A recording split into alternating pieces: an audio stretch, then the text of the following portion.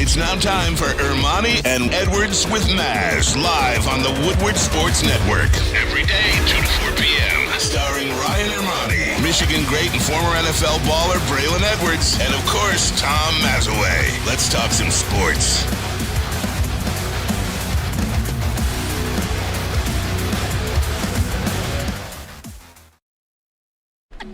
Hey, let's go. Monday show, May 22nd, 2023. Ermanni and Edwards with Maz. Woodward Sports Network, woodwardsports.com, fox2detroit.com, and many other places you can watch or listen to Woodward Sports. The great Braylon Edwards alongside my friend. Good afternoon to you. Looking good today as usual, but especially that, today, my friend. Appreciate that. Feeling good. Good weekend. Helped sister. Stress on my back. Helped my sister move. She moved out the house finally. She moved into their own spot. Nothing worse than that. Man. Helping people move. At 40. Luckily, Cam, her fiance, Cameron's old enough. Cam has his friends as well. So Cameron had a lot of support, which was cool. But I chimed in, but did that. Watched some good sports, which we'll get into. But just happy the weather seemed like it's finally breaking. I know May 5th, May 4th, Kevin told us it was going to break. Got a little chilly in the morning, but it seems like it's really good now. And I was downtown earlier. And spring and summer is here, buddy. Somebody nobody's ever asked to help move, the great Tom Mazawey. How you doing, Maz? Better. Now, does anybody ever ask you to move? To help them move? Help them move, yeah. No, what I do is I'm the closer. I come in and try to put things where they belong. Like I'll stock the kitchen for somebody. I'll put the plates up. I'll put the glasses up. Whatever they need, I'll do. A little cleaning, a little dusting. That's me. I'm Hazel. Your maintenance. Okay. I'm maintenance. You know, I think of. Don't ask me to lift anything. I think it's too anybody with a truck. That has to be one of the worst parts of owning a truck. Yes. Somebody will always ask, "Hey, can I borrow your truck? Hey, could you help me with X, Y, and Z?" And here's the answer. The short and skinny is no.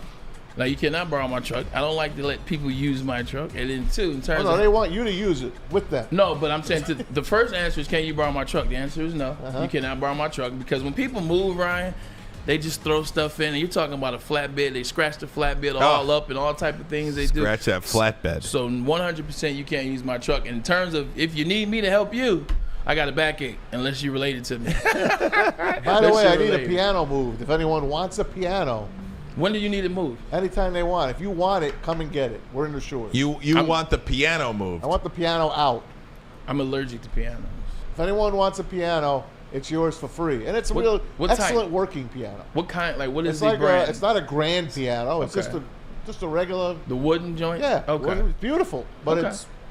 Like a Catholic school, like one of those. But my kids aren't using it. It's just taking up room. Oh my gosh! Hey, speaking of beautiful, I wanted to show you. I did a daddy-daughter dance this weekend. Oh my gosh, my sweet little Lydia is 8 years old. Look at her! I got her a beautiful wrist corsage.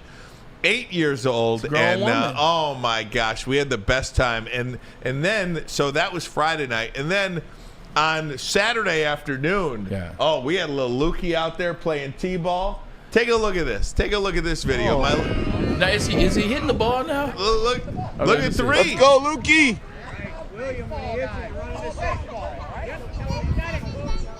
Look at the reaction here coming up. Oh man, wait till he gets to first. Good job, Luke. Oh, go buddy. Go buddy. Yeah. Is that great or what?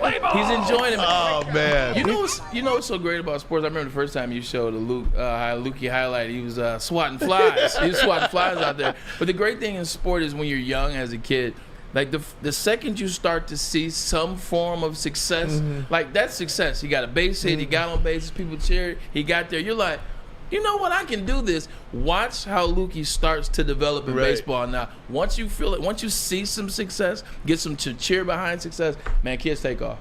He's got to run through that bag. He's got to run through the bag. Run through the bag, Got to run through the bag. Come on, Dad. Peter ran through the bag and got hit in the back of the head.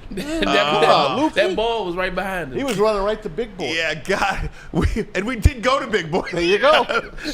Last week we got the what do you call it? The hot fudge sundae. Course. Oh Oh man, there's nothing better. Strawberry Fest. Oh man, Extra whipped cream. He didn't run through the bag, but He did not. You know, one of the parts about like youth sports, because now I'm getting involved in youth sports, and we did this thing earlier today too. Is lack of umpires. There's like a 40% drop in umpires and referees and officials. There's too many rules. They don't know the rules anymore. Well, there's all these rules, and then you see the parents, right? I mean, Yeah. parents are really ruining the experience a lot for these kids, too. And if you're watching this and if you've been a part of youth sports, I mean, now, in that T-ball stuff, I mean, everybody's out there having fun. Yeah. Nobody cares if your kid is in the dirt. A lot of orange slices and Capri Suns. But as you get older, 8, 9, 10, 11, 12, and so forth, things get a little bit more serious. Some of these parents are just out there, being like, look, your kid's not Obnoxious. going pro. Obnoxious. That's the word I'm looking for. They're obnoxious. They're legitimately trying to live vicariously through their kids. They're legitimately thinking that their kid is the next Alex Rodriguez, the next Derek Jeter, the next insert Aaron Judge or current Yankee at the time. Excellent choice of players, by the way. It was for you. It was for you, brother. you. 100% minus A-Rod. I know how you New Yorkers felt about I A-Rod. don't hate him. I like him. He was damn good when they won the World Series that year. Finally in 2009, I believe it was. He But ain't Jeter, though. nah, he never will be as it relates to the leader. But just looking at that, like, your kid it's not gonna be that. Like, it's okay. I played with a lot of kids when I was young, a lot of guys. I can only tell you a handful of them that made it to pro sports. It's not like that. Enjoy the sport. Let the kid enjoy the sport. Because now when you raise them that way, now the kid no longer enjoys basketball, no longer enjoys baseball. They're only doing it to make you happy. They're miserable as hell. It leads to depression. These kids get depression before they even get to college. They got to start with that. Hell, have fun. Now, the high school stuff, I do understand the high school stuff is a little bit more serious. I mean, there could be, for many kids, there's a good number of kids that could go on and play. Maybe there's a Division III, Division II, Division I. Maybe there is some sort of scholarship out there. I'm talking about like the 8 to 13 age range, when you see parents out there yelling at umpires, the umpire that's making $25, $30 to ump your kid's game, lay off. You get burnt out, Maz. I have a friend, and I won't say his name because he's a friend of the show. We know him. He takes his son and does every sport there is. They do wrestling. They do football. They do spring football. They do during the season summer football. They do in the winter 7-on-7. They travel. They just left SoFi. They played in a under 10. He's 11. So they played in whatever. On 12U probably. There you go. So they played in that at SoFi in the championship. They go to Florida. Plays basketball. He does wrestling. All these sports come with strenuous amounts of the strain you put on the body, all that. By the time this kid started, he was 5, 6. I think my friend had him start. He's 5 years old. He's going through that rigorous schedule, Ryan. 5 years old, he's going through that rigorous schedule. Now he's 11. He's still got 7 years before he's done with high school, and he's already got 7 years invested in the playing sports, traveling. Yeah. By the time that kid turns 13, he's going to be burnt out. Yeah. That's what happens. One of the things parents got, you want to get your kid to the league and all that's cool. Get these kids a break. My best thing my dad did, and shout out to my father, by the way, he's having a day. Shout out to Pops. He gave me a break when I was 13. Like I played track, basketball, football. At 13, go be a kid this summer. So 13, I didn't run track. 13, I didn't play football in the summer, or I didn't play 7-on-7. I just was a kid. Wow, I got a job. I worked. I had fun. And then at 15, I got injured. At 16, I got injured, so I couldn't. So I had 2 breaks. You got to give these kids breaks. It's not fair to them parents. I don't know. There was a Real Sports with Brian Gumbel a couple of years ago, and it was about all these single sport athletes too. And that's the parents. That's not the kids. And that speaks to exactly what you're talking about. Those are the coaches too. Those are the coaches and the parents, because youth sports has become such big business now. If your kid doesn't do the 7-on-7 in the camps and go to Florida and go to Tennessee and go to Texas, he's not going to make it. He's not going to make it. He's not going to make it. He's not going to get a scholarship. He's not going to get recruited. He's not going to get any. He's not going to make the team. And this Real Sports, and I wish I could try to find it during the break and maybe tweet it out, at least a link to it. It's a couple of years ago, and it talked about how all these kids are having ACL injuries or Tommy John surgery. And so, like, your career doesn't even start anymore until you've had Tommy John surgery, because there's just so they're exercising the same exact muscles. Yeah. When you played, football, basketball, baseball, track. You're working on so many different movements, so many different muscles. When you're playing one sport, you are working out the same muscle, the same function, each and every movement. And another thing, too, when we were younger, imagine when you were younger, hell, it's like, yeah, you do your sport. You play track, you play baseball, you play lacrosse, you play hockey, you play soccer. I'm trying to get all the sports in for everybody listening.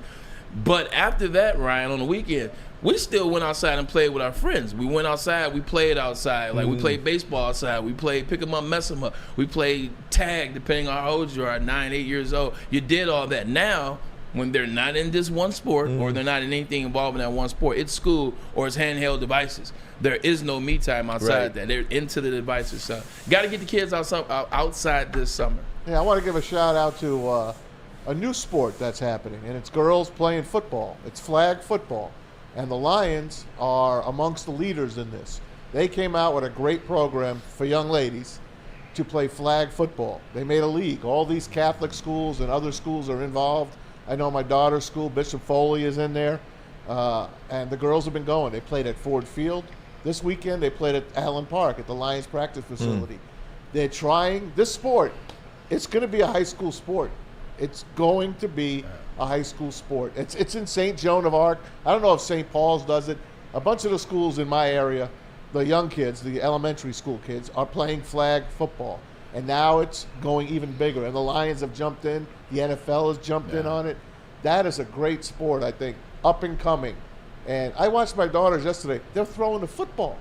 My girls, they got damn good. Damn good arms. And I kept looking at it. I'm like, man, I wish this was when they were really young. They could have played. That's a fun sport. I'd much rather see that. Sorry, soccer guys, than watch a soccer game. I want to watch you flag get crucified football. for that. I'm sorry. I'm just saying. Sorry. You better look watch out. yourself.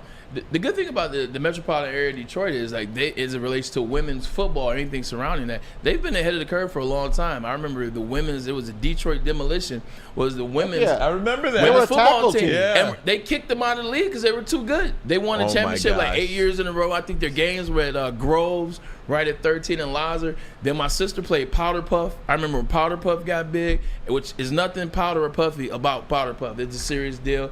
And so they've been playing for a while in Michigan, man. They always are in on the curve. Hey, Broder already put out an article that Woodward Sports put out on girls flag football. It's on the chat. There it you is. can click on it. That's awesome. Hey, before I get into sports, one last thing I want to share with you. So I saw this picture, one over the weekend and then one today. So I made a split screen of this. Look at Jeff Bezos. The guy on the left is the guy on the right. How in the world does that happen? Stay the course. Money? Blood infusions? He's got a blood boy. There's no question about it. Look at that dork on the left. And then this Rocky Balboa beefcake on the right. Beefcake, gorgeous guy, studly man. The guy on the left is a manager at Blockbuster. The guy on the right just retired from MMA. Oh man! Yeah, And his girlfriend's pretty hot. Oh man! it's a step up, man. Hey, look, the wife tells the science teacher, Jeff Bezos said, "I'll take the supermodel." I take the supermodel. Did you see his latest yacht? His latest yacht? No. On the front of the yacht, It's it's a woman. Supposedly, it's his girlfriend, Lauren Sanchez. Really? Yeah. I didn't see why it. not? You got to take a look at that. Why not? You got an unlimited amount of money. Why not put your woman on a boat? We'll take a this look year? at it. Hey, we'll take a look at these NBA playoffs as well. What in the world happened to the Boston Celtics? Is this more about the Celtics or more about Jimmy Butler and the Miami Heat? Going to ask you that question coming up. But first, a message from Lady Jane's Haircuts for Men. Come to Lady Jane's. You can walk into any Lady Jane's for an award-winning haircut experience and automatically enter for your chance to win not one, but two vehicles of your choice, courtesy of Les Stanford Buick GMC of Ferndale. That's right, 2 cars, one for you, one for your wife, your girlfriend, your best bud, your parents, your kids, whoever you want to give it to. Lady Jane's, open 7 days a week. You can walk in anytime. It's wicked awesome. Woodward Avenue, the first paved road in America. Woodward Sports, the first sports network born in Detroit and made for Detroit. Introducing the Planet Fitness Guide to getting that post-workout glow. Step 1, what's your why? More epic energy, better sleep, blow off steam? Step 2, Join Planet Fitness for just $10 a month and get moving in our clean and spacious clubs. Step 3. Bask in that post-workout glow.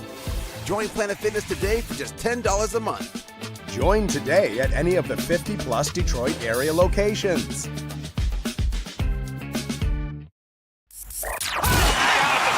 Can't get enough Woodward Sports content? Head over to woodwardsports.com right now for up-to-date sports articles and great entertainment news. We have the best writers, bloggers, and coverage all at your fingertips. Head to woodwardsports.com right now to experience all Woodward Sports has to offer. Hey, welcome back, woodwardsports.com. However you are watching, listening, Woodward Sports, we appreciate it. Hit that like button for us as well on YouTube. Subscribe to our YouTube channel, Woodward Sports. We'd appreciate it. Braylon, NBA Conference Finals, the 8th-seeded Heat blow out the Boston Celtics, and it was never close. It never got close. It was a complete evisceration of the Boston Celtics by the Miami Heat. So I asked a question before the break. Is this more about the Celtics or more about the Heat? Man, I hate to give you a cliche answer, man, but it's about both. It really is about both. Now, if I want to say more, it's more about the Boston's. See, yeah, it's about both. But what I'll do is start with, let's give the Miami Heat their just due. Let's start with the Miami Heat. It's about the Miami Heat. They're up 3-0 on the number 2 seed Boston Celtics, who are the best top-to-bottom team in terms of depth and skill in the NBA, I believe, this season. Now, the coach may not be it, but they are as a team. They're about to sweep them. And, oh, by the way, they put out the number 1 seed, which they also won in 5 games. Oh, by the way, they also beat the New York Knicks, who were the 4th seed. So what they're doing, man, the way in which they're doing it, the guys in which they're doing it, these guys can play basketball. One of the things that we keep talking about, we keep kind of negating from them is, oh, man, they're doing it with undrafted, and who they're doing it with. And who they're doing it with, they're doing it with undrafted guys. And these guys can play basketball. Just because they're not undrafted, they're only 2 rounds in the NBA draft. Everybody's not getting drafted. These guys can play basketball. They've been through the war. They know how to keep fighting. They know how to scrap. They know how to be ready when their time is called. They are playing excellent basketball. And when your leader, and Jimmy Butler is a guy that doesn't mind doing it on the defensive side, that doesn't mind doing it on the offensive side, that doesn't mind having less attempts than Strus, than Caleb. When you got a guy like that that's willing to play like that, man, it is inspiring those guys. They got a great locker room. And the last thing before I let Max take over with you is look at the leaders in that locker room. Jimmy Butler's a hell of a leader, an all-pro player. Oh, by the way, Kyle Lowry has a ring. Oh, by the way, Kevin Love has a ring. And they know how to do it. So when you look at the leadership in that locker room and you look at the guys like Max Strus, like Duncan Robinson, shout out to U of M, these guys are fitting in with some great leaders, and you're seeing it on the court. Ever since the coaching disaster last year with Udoka in Boston, they're not the same team anymore. They're just not. It looks like their leadership is gone south. Jason Tatum, I don't know what the hell happened to him. Jaylen Brown. You can't let what happened last night happen to you if you're a championship team. This is a team representing the East for the, banging with the Bucks for the past few years. I think the way you won't see the Celtics like this, look like this anymore going forward. They might get a game. I don't think so. I think they'll probably get swept. I think they're done. I'm not sure about the Lakers yet. We'll talk about that in a minute. But I think the Celtics are done, and you won't see them the way they are now. One of those two guys is going to be gone. I don't know about Joe Manzella, whatever his name is. He's gone. He's probably gone as well. He's got to be gone. I think they start from scratch. Brad Stevens, maybe he comes back down to the bench. I have no idea, but the Celtics absolutely folded like a cheap suit. Yeah, one guy I haven't seen in the audience is Danny Ainge. Where's Danny Ainge when you need him? Oh, he's no longer there. You look at this Boston Celtics team, something happened to them last year besides Ime Udoka. Something happened to them when they lost to the Golden State Warriors. I haven't seen Marcus Smart play I believe he was the defensive player of the year last year. I haven't seen defensive player of the year type basketball out of him since Steph Curry bust his ass last year in that finals. He has not been the same guy. And then when you look at the sidelines, Ryan, Mazzulla just looks confused. He looks like He looks like a young coach, which he is, but he looks like a young guy that doesn't know what to do. He doesn't know the adjustments to make. He doesn't know when to tell Jason Tatum to step it up. He doesn't know when to tell Jason Tatum when to take not take shots. He doesn't know how to tell Derek White, why are you taking the shots in the fourth quarter when it should be one of those two guys?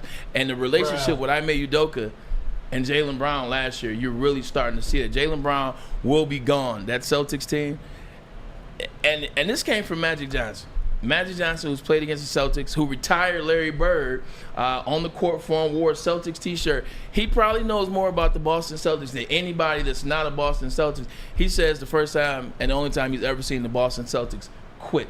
You're talking about a team with 17 championships. Their worst loss in playoff history. A team that was in the finals last year. A team that is head and shoulders better, at least on paper, than the team they lost to. I've never seen anything like that, and Magic has neither. I'd like to retract something that I've said, and I've been pretty steadfast about over the last couple of weeks, months, and even years. I said that the coach doesn't matter. The Pistons can hire anybody. It doesn't matter until they fix their roster. Whoever they hire for head coach, it doesn't matter. They have to fix their roster. I was totally wrong about that. I am totally wrong about that. What you are seeing in this series between Miami and Boston is a coaching deficit. From here is Eric Spoelstra, and here is Joe Mazzulla. You're fired! I mean, Spoelstra, and I do think it's a big deal that they have like 3 undrafted guys contributing, major contributors. This is what an organization is all about. You've got 3, 4 undrafted guys playing for their lives, playing a huge role on this team. You've got Bam Adebayo, who was the 27th pick in the first round, which we say you can't get a guy at 5. Yeah. They somehow got the best power forward in the game, one of them at 27. And then Jimmy Butler, who, journeyman really, has been on 3 or 4 teams. Is Miami's 4th team or 3rd team? Chicago, Minnesota, and now Miami. Philadelphia's 4th team. So, I mean, you've got something over there, and you really have to give Eric Spoelstra all the credit in the world. Mazzulla is just completely overmatched in this series. Well, it's not fair to compare those two guys. Why? Because one guy's a first-year head coach, and the other guy's already got championship under his belt. And what I'm also saying, though, is that the coach does matter. You can have all the talent you want, but the coach has to put it together. This is a guy that's been in Miami for 15 years. How many losing seasons has he had? Not many. 2 in 15 years. It don't matter who he's got. Yeah, sure. I mean, LeBron and Wade and all this. 2 losing seasons in 15 years. The Pistons haven't had 2 winning seasons in 15 years.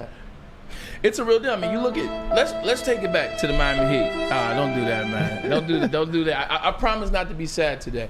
When you look at the Miami Heat, when you look at Eric Spoelstra, everybody was, it's LeBron, it's D Wade, he made that and he left and blah blah blah. What happened to LeBron and D Wade and Chris Bosh?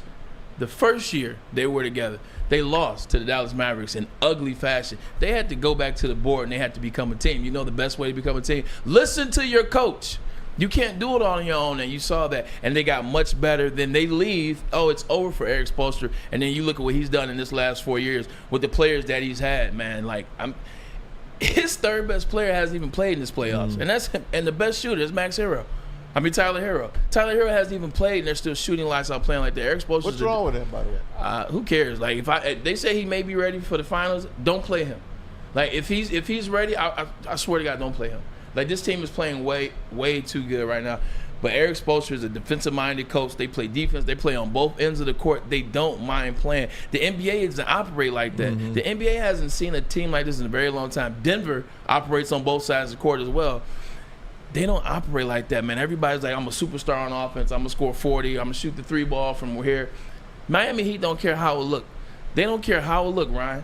All they care about is what, man? It's the W. That's all they care about. Let me ask you about Jimmy Butler for a minute. Ryan, you hit it on the head. How the hell did this guy go to 4 teams? Because what am I missing, and what made him grow into the player he is today? You got to remember, Jimmy, before I know college. he was always a good player. Like, he was homeless for a certain point. Lived in the car for a certain point. He had an adopted mother. He's been through a lot, so he's battle tested as a human being. Comes in the NBA and has to, grit his teeth on the NBA and figure things out. Plays for the Bulls.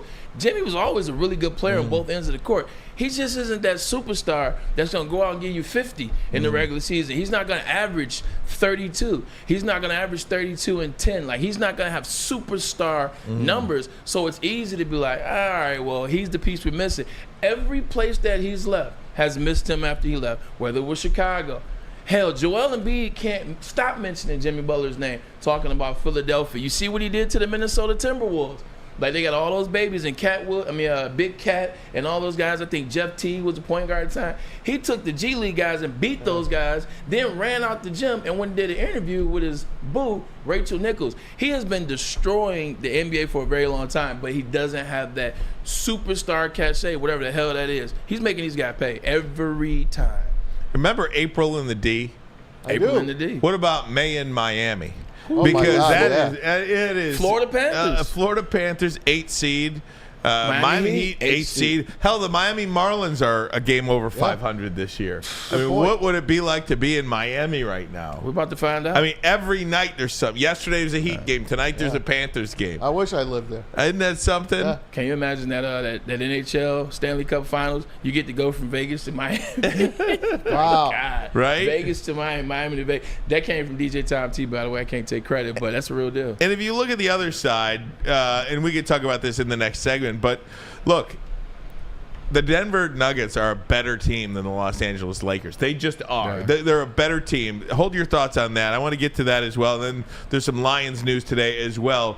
But first, let me tell you about Les Stanford Chevrolet Cadillac Buick GMC, a trusted name for over 50 years, has expanded into Ferndale. Les Stanford Buick GMC provides the same great service that customers have come to know. On Woodward, just south of 9 Mile. And, of course, looking for a Chevy or a Cadillac, check out Les Stanford in Dearborn on Michigan Avenue. Find the brand you want under one umbrella. LesStanford.com. LesStanford.com. Find new road. Find them.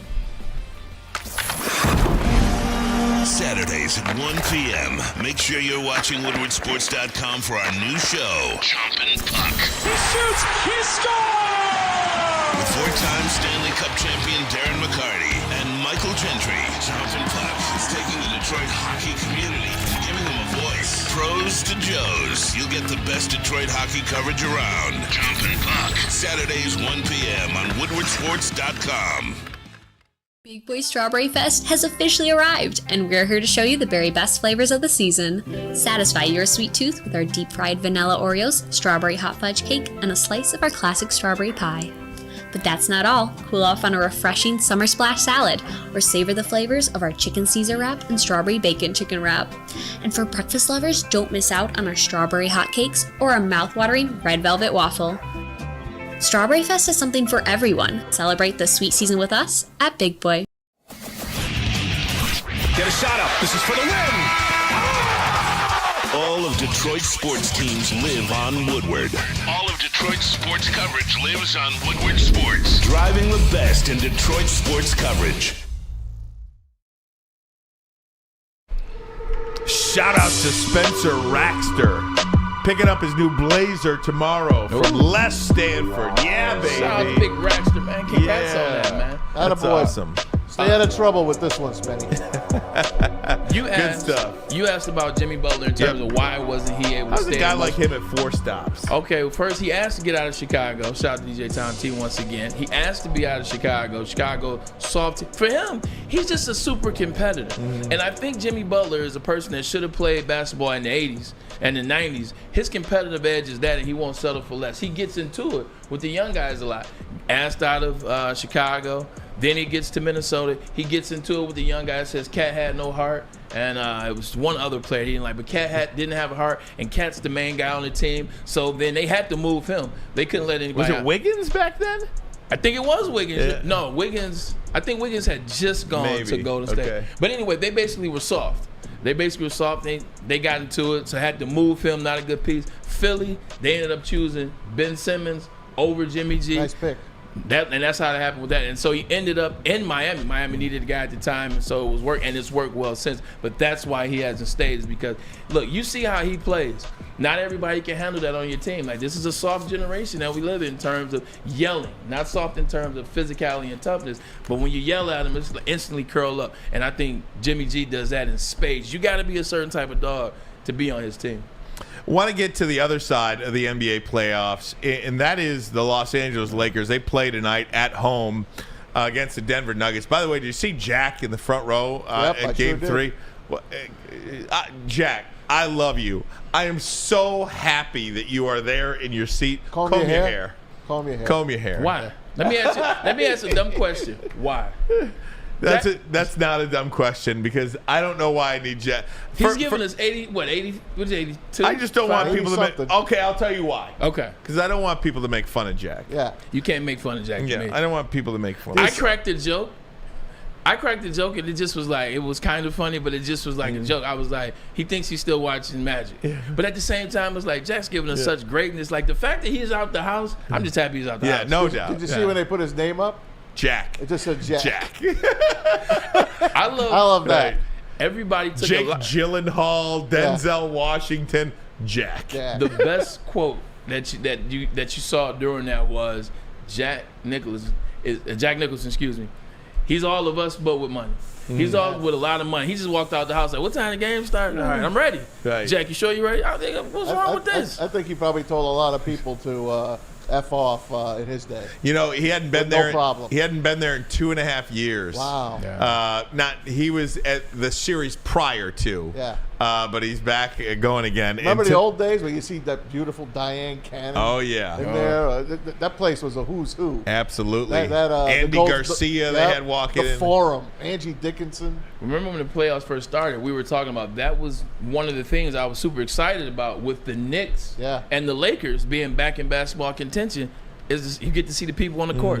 Man, it's good. It's been a great playoffs in terms of people watching in those cities. I think it comes to an end tonight, though. The Lakers hosting the Nuggets, 8:30 on ESPN, and I think they win tonight. You know, we've been pretty hard on the Lakers all year round. You know, Anthony Davis, LeBron James, but Darvin Ham has really done a nice job with this team. I mean, kind of you've got LeBron. You've got Anthony Davis sometimes, and you've got this hodgepodge of guys. And at some point that catches up to you. Denver is just a better team. That's all it comes down to. The Lakers aren't blowing games.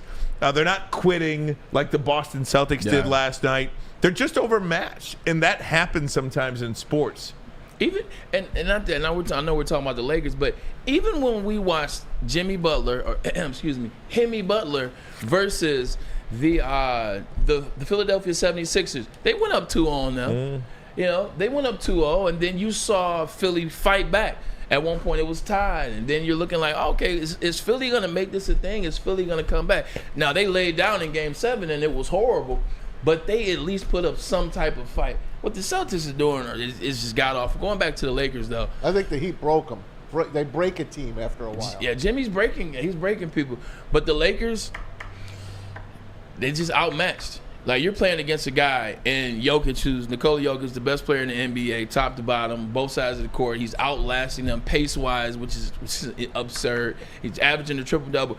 But then it's the bench. You got Brown playing well for those guys. Casey Caldwell-Pope. I ain't never seen Casey Caldwell-Pope shoot like that. Bro, even with the Lakers, when he shot well, he is shooting lights out. He hit a big three from the corner at the shot clock buzzer going down right in front of him. As he should. And boy, did he! You know that might have been the best three that ever in his life that he loved. He helped them win that bubble championship, and with him, Caruso, JaVale McGee, Dwight Howard, some other players, Rondo, and what do? Now we're good. We'll take Westbrook. This is what you get. That team from top to bottom, they're just playing on a different level. And as good as Nikola Jokic's been, and this is going to sound crazy, as good as Nikola Jokic has been in this playoffs, I don't think he's been the best player on this team. It's been Jamal Murray. Yeah. Oh, he's been great. It's been Jamal Murray. Every time. He's been great. Every time you think, Sam, relax, old. I'm setting it up, man. You just ride with me. Every time you think it's going to stop. Every time you think, okay, here it comes. He's going to go on a cold streak. Here's another three. Here's another 3. Here's another and 1. Here's another good pass. Jamal Murray is reminding people why people were so high on him after that bubble championship before he got hurt. Jamal Murray is the real deal. They just playing. And then Michael Porter Jr. is healthy, and Aaron Gordon has finally found a fit. He's found a fit for him, and they're unbeatable. They're going to sweep the Miami Heat, but... No, no one's sweeping the Heat. Hey, how are they going to do anything against the Nuggets? They don't have any size. They can't play with them. Yeah, we'll see. What are they going to do with Jokic? Kevin Love? Can I bring Sam into this for just 1 minute? You can ask him about LeBron walking off the court? No, okay. no, I'm not. A couple of people in the chat have mentioned this. They want Sam to follow up on this. So at the end of Big D Energy, Sam made a statement. For our audience, I'd like Sam to make the statement and get Braylon's reaction to it. Sam, react. Well, I have been the one person, I think, at this network and across all NBA media who actually defends Anthony Davis and kind of has to go up against all of the disrespect. And I said, because there's some chatter in the chat, people actually have the nerve to say that Anthony Davis isn't a first ballot Hall of Famer. And what I said was, if you don't think Anthony Davis is a Hall of Famer, you have an IQ of single digits. And then there was a little bit of pushback basically saying, so you think you're better than us? And I said, if you don't think Anthony Davis is a Hall of Famer, then yes, I am better than you. As a person, as all-encompassing. That's what I said, and I stand by it. Those are two different things right there. Is Anthony Davis a Hall of Famer, or is Anthony Davis a first ballot Hall of Famer? I'd say first ballot, 100%, Okay. First ballot. In this world we live in today, Anthony Davis is a first ballot Hall of Famer. He is. Like, he's a first ballot Hall of Famer. This is the world we live in. I just watched Tony Kukoc get in the Hall of Fame a couple years ago. Like, he's going to get in. You talk the talent that he possesses, the skill when he's on, when he's healthy, keyword when, it definitely puts him in a level where he's top 6, top 5. Big man, he's top 3 when you get him playing at that level. So I understand Sam's 100% right on that. But when you start comparing them to first ballot Hall of Famers and you really start thinking about what a first ballot Hall of Famer should be, what a first ballot, in my mind, Shaquille O'Neal is a first ballot Hall of Famer. Tim Duncan's a first ballot Hall of Famer. Kobe Bean Bryant, rest in peace, Mamba's a first ballot Hall of Famer. Michael Jeffrey Jordan, first ballot Hall of Famer. John Stockton, Larry Bird, Magic Johnson. Kevin Durant is a first ballot Hall of Famer. Understandably so.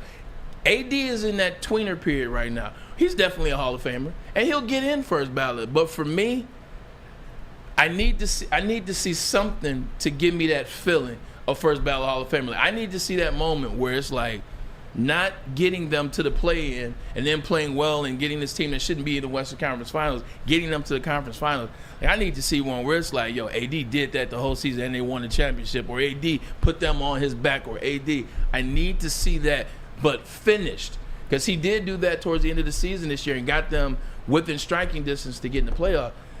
But this also, but then he disappears here and there. So he's going to be a first ballot Hall of Fame. But right now, in my mind, he's still a strong finish in the playoffs. Sam, give me his numbers, Sam. His career numbers. I'll give them to you right. You have them, Sam. I've got them right here. I gotta be honest with you. Before you even give me the numbers, and maybe I haven't watched as much basketball as I used to watch, because I used to really, really love the NBA, and I kind of fallen off over the years.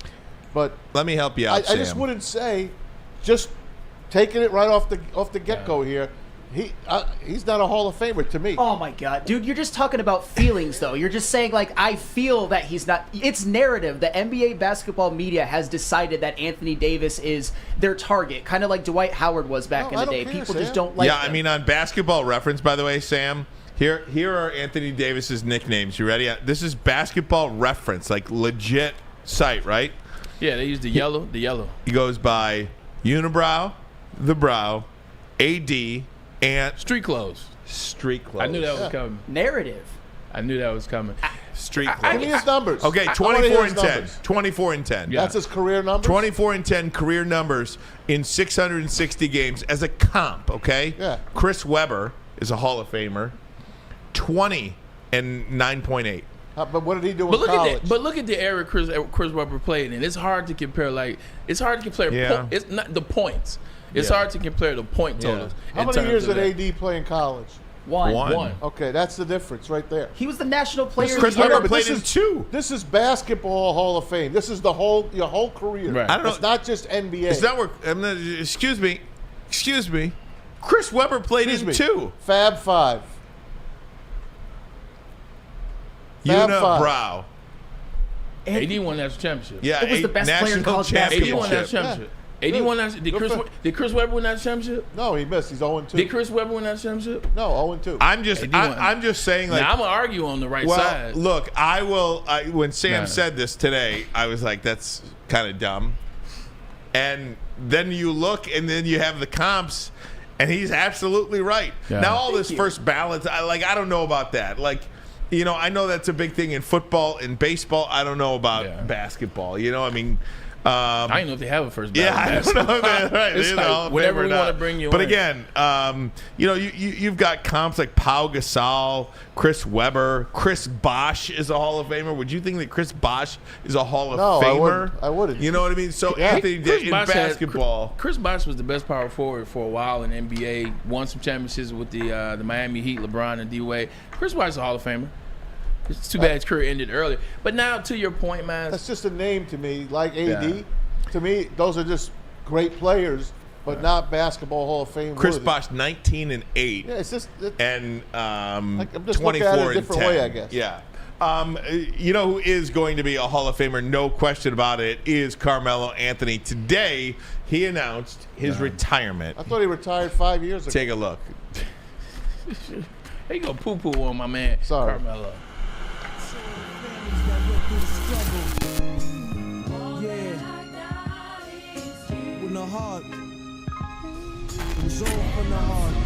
I remember the days when I had nothing, just a ball on the court, and the dream was something more. But basketball was my outlet. My purpose was strong, my communities, the cities I represented with pride, and the fans that supported me along the way. I am forever grateful for those people and places, because they made me, Carmelo Anthony. But now the time has come for me to say goodbye. To the court where I made my name, to the game that gave me purpose and pride. But this bittersweet goodbye to the NBA, I'm excited about what the future holds. So that was Carmelo Anthony announcing his retirement on Twitter. I had no idea that Carmelo Anthony was not retired, by the way. I know he played for Portland last year. I mean, did Lakers. Oh, he played for the Lakers last year? His last stop was the Lakers. Here are his career stats. Good luck. 19 seasons in the National Basketball Association. I can't read that. He's been on 8 teams. 8 teams he's been on. Sorry. Let me just go to read it on his page. 8 seasons with Denver, 7 with the Knicks, 2 with Portland, 1 with OKC, 1 with the Lakers, and 1 with Houston. He made 10 All-Star Game appearances. He's got an NBA scoring title, $262 million in contract earnings. He's got his own media company. He's been a Social Justice Champion Award winner and 3 Olympic gold medals. That's a pretty darn good resume. You want to talk about first ballot Hall of Famer? There you go. There you go. He's Charles Barkley. He's Charles Barkley minus the MVP and the finals appearance. And he won a championship in college as well. For 1 year. And if you ever hear him talk about that, by the way, like that, they didn't even think that team was that good. They say he was like, we're good, but we didn't think we were national. He said we wasn't like that. And this is coming from Carmelo. I saw it in All the Smoke interview. He said we didn't think we were like that. He said, and we looked up, we were undefeated at home, and we got into the tournament. And just like you talk about, Maz, once you get to the dance, everybody's got a shot. You got a chance, and they end up winning the national championship. So congrats on a hell of a career. And our careers are kind of. Well, our age group, like we're the same age. Like Melo and I are the same age. I remember him at Oak Hill. I remember LeBron down there too. It was just great around that time. But watching Carmelo, this is all about Carmelo. It's always the what if. It's always the what if Carmelo. What if he goes to the Pistons? You cannot tell Carmelo Anthony's story without bringing the Pistons into it. I want to ask you guys. I'm going to give you a. I think a really great question. Yeah. A really great question. And it's going to be the biggest miss in Detroit sports history. And I've got the perfect comp for that. Can't wait to hear it. And this is going to be a great question. I hope I'm not overselling it. But first, a message from Guardian Alarm. They're your local security experts and have been for over 90 years. When you see this black and yellow sign out in front of your house, it tells the bad guys one thing: stay out. Whether you are at home or on the road, they're 24/7 professional monitoring, customized solutions from real experts, and technology backed by people means one thing. It means you've got the best. Call this number right here, 1-800 Stay Out. That number again, 1-800 Stay Out. Call them today. Tell them Woodward Sports sent you. Stay out. Love Woodward Sports? Love wearing clothes? Then you should be wearing Woodward Sports clothes. Check out our full line of merch at woodwardsports.com. Just click on shop. We have all your favorite designs, like Dan Campbell kneecaps, Woodward Golf, and of course, our own logoed out merchandise. Men, women, infants, kids all love Woodward Sports. Impress your friends. Impress your boss. Impress your dog. Buy Woodward Sports merch today. The sports marketing agency would not be who we are without great community partners like Higuera Health and Carol Zuniga.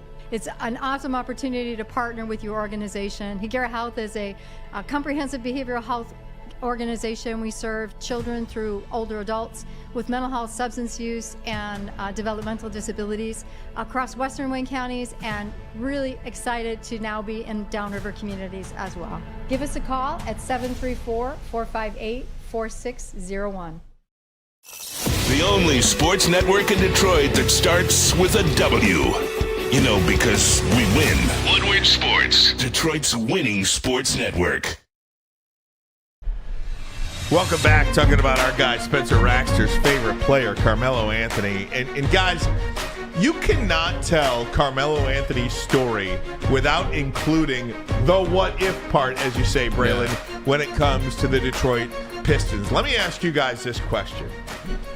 Because Detroit sports teams were on the brink of two of the most dynamic athletes in the last 25 years, I would say. Connor and Victor. Who? Connor and Victor. Oh, go ahead. Here's my question. What was the bigger miss? What would have meant more to the franchise? In 2003, the Detroit Pistons selected Darko Milicic. The next pick was Carmelo Anthony. In 1998, the Detroit Lions selected Terry Fair at 20, and Randy Moss was selected at 21. What was the greater miss? I don't think it's close. I think it's Carmelo Anthony. I think it's Carmelo Anthony from the standpoint, you knew who Carmelo was. You knew that he had been going against LeBron, who they called the chosen one, for the past 6 years, 7 years. Knew LeBron, played against LeBron, was better than LeBron. Like he was older. He's a year older than LeBron. He was better than LeBron the last time they played each other. You knew that's the kind of caliber guy. You knew that his freshman year at Syracuse, when the Cuse was in the house, oh my God, they win the national title. Like, you knew this is his cachet. You saw his size. You saw the growth. You saw how he changed from his freshman, sophomore year to getting kicked out. And then his junior, senior year, he was just a stud. You knew he was going to be that deal. And you look, I think you carried him 2004. Man, you would have had Carmelo Anthony for a very long time. I think it's Carmelo Anthony because Randy Moss, 18, 19 other people passed on Randy Moss, so you can now convince yourself like, well, maybe we don't want to. Stupid, but at least you kind of can be like, all right, they pass on, they pass on, they pass on, they pass on. You had the number 2 pick, and your options are right there. Carmelo. You should have drafted Carmelo. The Lions with Randy Moss. Let's face it, Randy Moss is one of the greatest receivers of all time, but he wasn't going to get the Lions to the Super Bowl. This guy would have gotten the Pistons multiple championships. Not only that, he might have given LeBron a little bit more competition with that Detroit Piston team. Is there a LeBron like at this level? Now, obviously, yes, because I know Sam's about to chime in and get pissed off. But is LeBron on the same thing? I don't know if he's the same. Because you got to look at when their years coincided. It was 2004. Obviously, Cleveland beat the Pistons in 2006 for the first time. Look at LeBron. Look at Carmelo being there with that team that was in place to go on to work Pistons. Chauncey was the point guard. Tayshaun was now our defender there.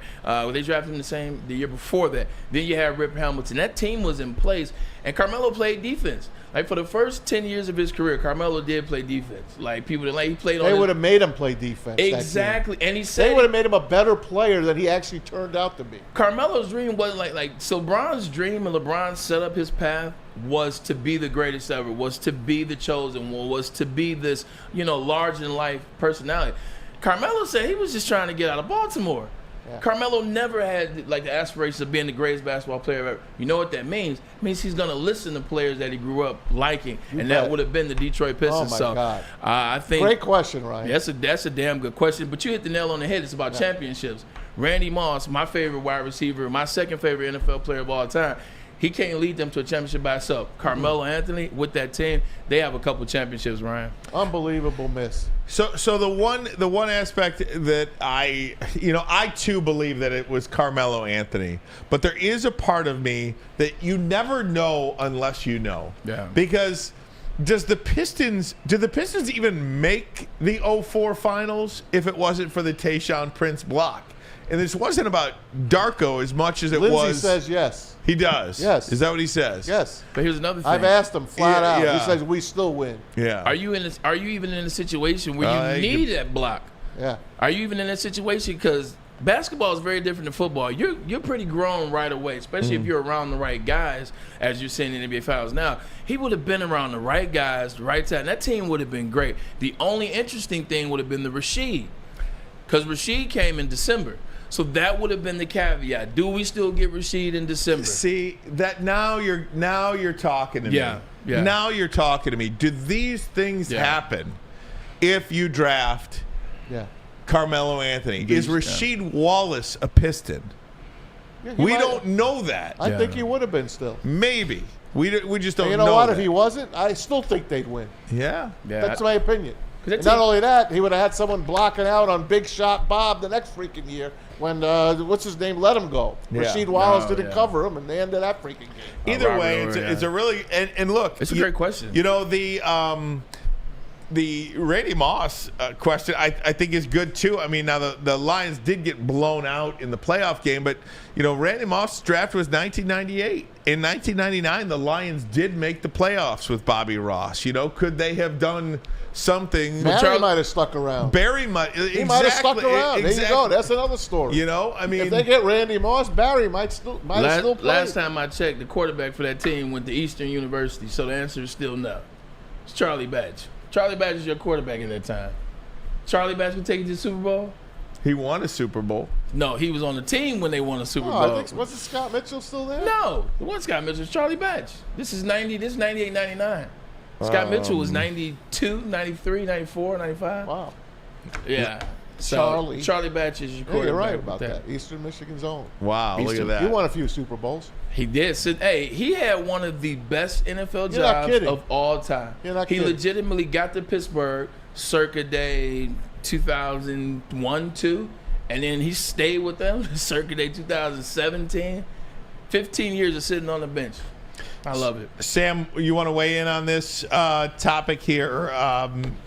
Carmelo or Randy Moss? It's a tough question for me because Carmelo Anthony and Randy Moss, when it comes to their ranking on the all-time greats for their respective sports and positions, Randy Moss blows Carmelo out of the water. He does. Randy Moss is arguably, probably in my opinion, the second best wide receiver ever. Behind who? Jerry Rice. Thank you. And Carmelo Anthony never even made an All-NBA first team. But was any piece like a wide receiver going to make that Lions team a Super Bowl champion? That's the question we have. And that Pistons roster it wasn't completely ready-made, but Chauncey was already there, Rip was already there, Ben Wallace was already there, Tayshaun Prince.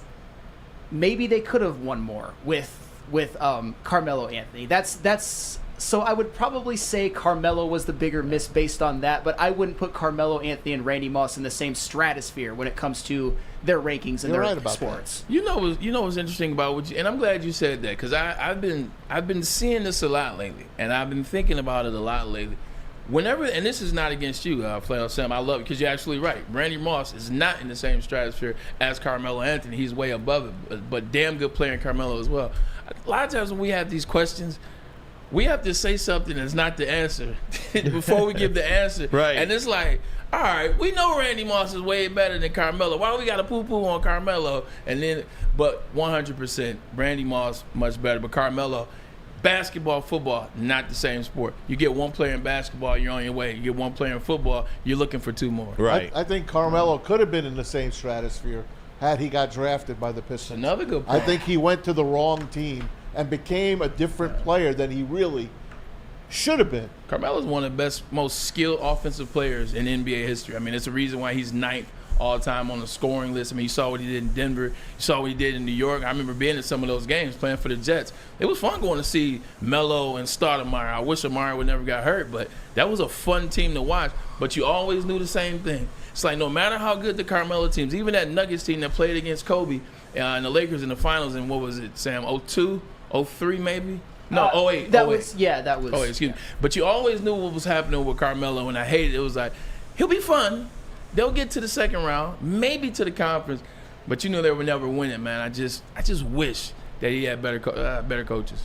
I had it up He hates here. every coach he ever had. I had it up here and I lost it, but LF-IV.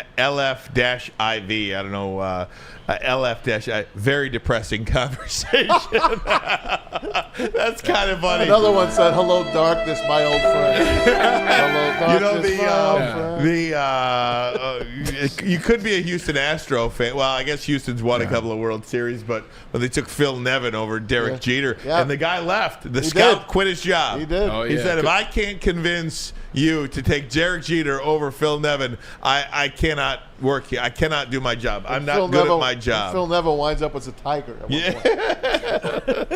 Right? You know?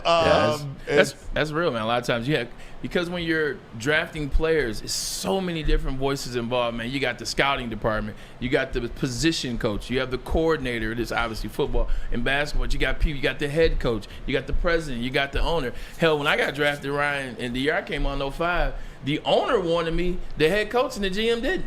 Like Phil Savage and Romeo Cornell wanted, I don't remember who they wanted. I think they wanted a running back. I think they wanted to run. That's why he sounded like that on the phone, because he was pissed. He had to call me.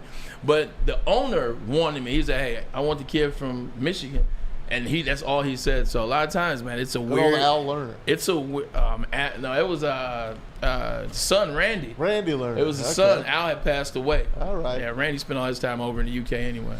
You know, it's just some of those players that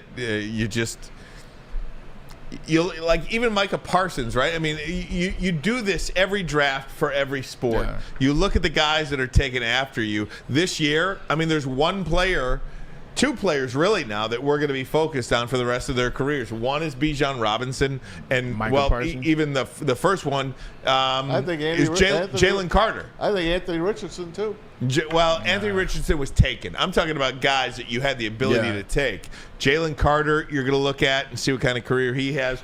Bijan Robinson, you're going to take a look at and see what kind of career he has. You know what they don't do, though? What they don't do when they do that, they never point out the bad players that you also could have drafted behind the guy that you got. Well, most of them are bad. Exactly. They always point out, like, oh, man, it could have been this guy. What about the other 11 guys next to him? Those guys, they didn't turn on a certain way. Don't forget Kalijah Cansey, too. Oh, my God. There you go. We took Jack Campbell, and then a minute later, Tampa Bay took that guy. And Kalijah Cansey. There's always going to be a what if. It's always going to be a damn. Always going to be a no doubt. Guys, we're going to talk some Lions next. Get the chat back. Huh? Get the chat back. Get the chat back. But at the same time, we're going to talk about the Lions. And one of the national shows, the Colin Cowherd show, had a guest on that says one of his best bets of the year, Lions under win total. We'll talk about that. But I first, don't like that guess at a all. Message from Big Boy. Oh, yeah, Lukey's favorite. You know it. Hey, Ryan's favorite. Ryan's favorite, too. Loves that hot fudge sundae. But the Strawberry Fest is back and always there right now at this time of the year. Thank you, Braylon. And get to that Big Boy. Try the classic breakfast item. Start it off with the strawberry hotcakes or the mouth-watering black velvet waffle. Make that the red velvet waffle. There's black velvet as well. If you're not feeling breakfast, try the strawberry bacon chicken wrap or the refreshing summer splash salad. Don't forget to grab dessert, that classic, delicious strawberry pie or the fried vanilla Oreos and the hot fudge cake with the little strawberries on top. Maybe Lukey would like that next time he goes to Big Boy.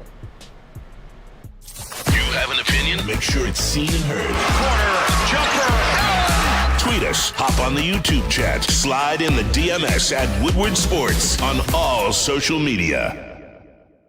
Introducing the Planet Fitness Guide to getting that post-workout glow. Step 1, what's your why? More epic energy? Better sleep? Blow off steam? Step 2, join Planet Fitness for just $10 a month and get moving in our clean and spacious clubs. Step 3, bask in that post-workout glow. Join Planet Fitness today for just $10 a month. Join today at any of the 50-plus Detroit area locations. We don't like to brag that we are the toughest sports network in Detroit, but we do have a guy named Darren McCarty on our side. Lemieux and McCarty, who've had a good knockdown drag up. There they go, right on the whistle. They were talking to one another. Woodward Sports.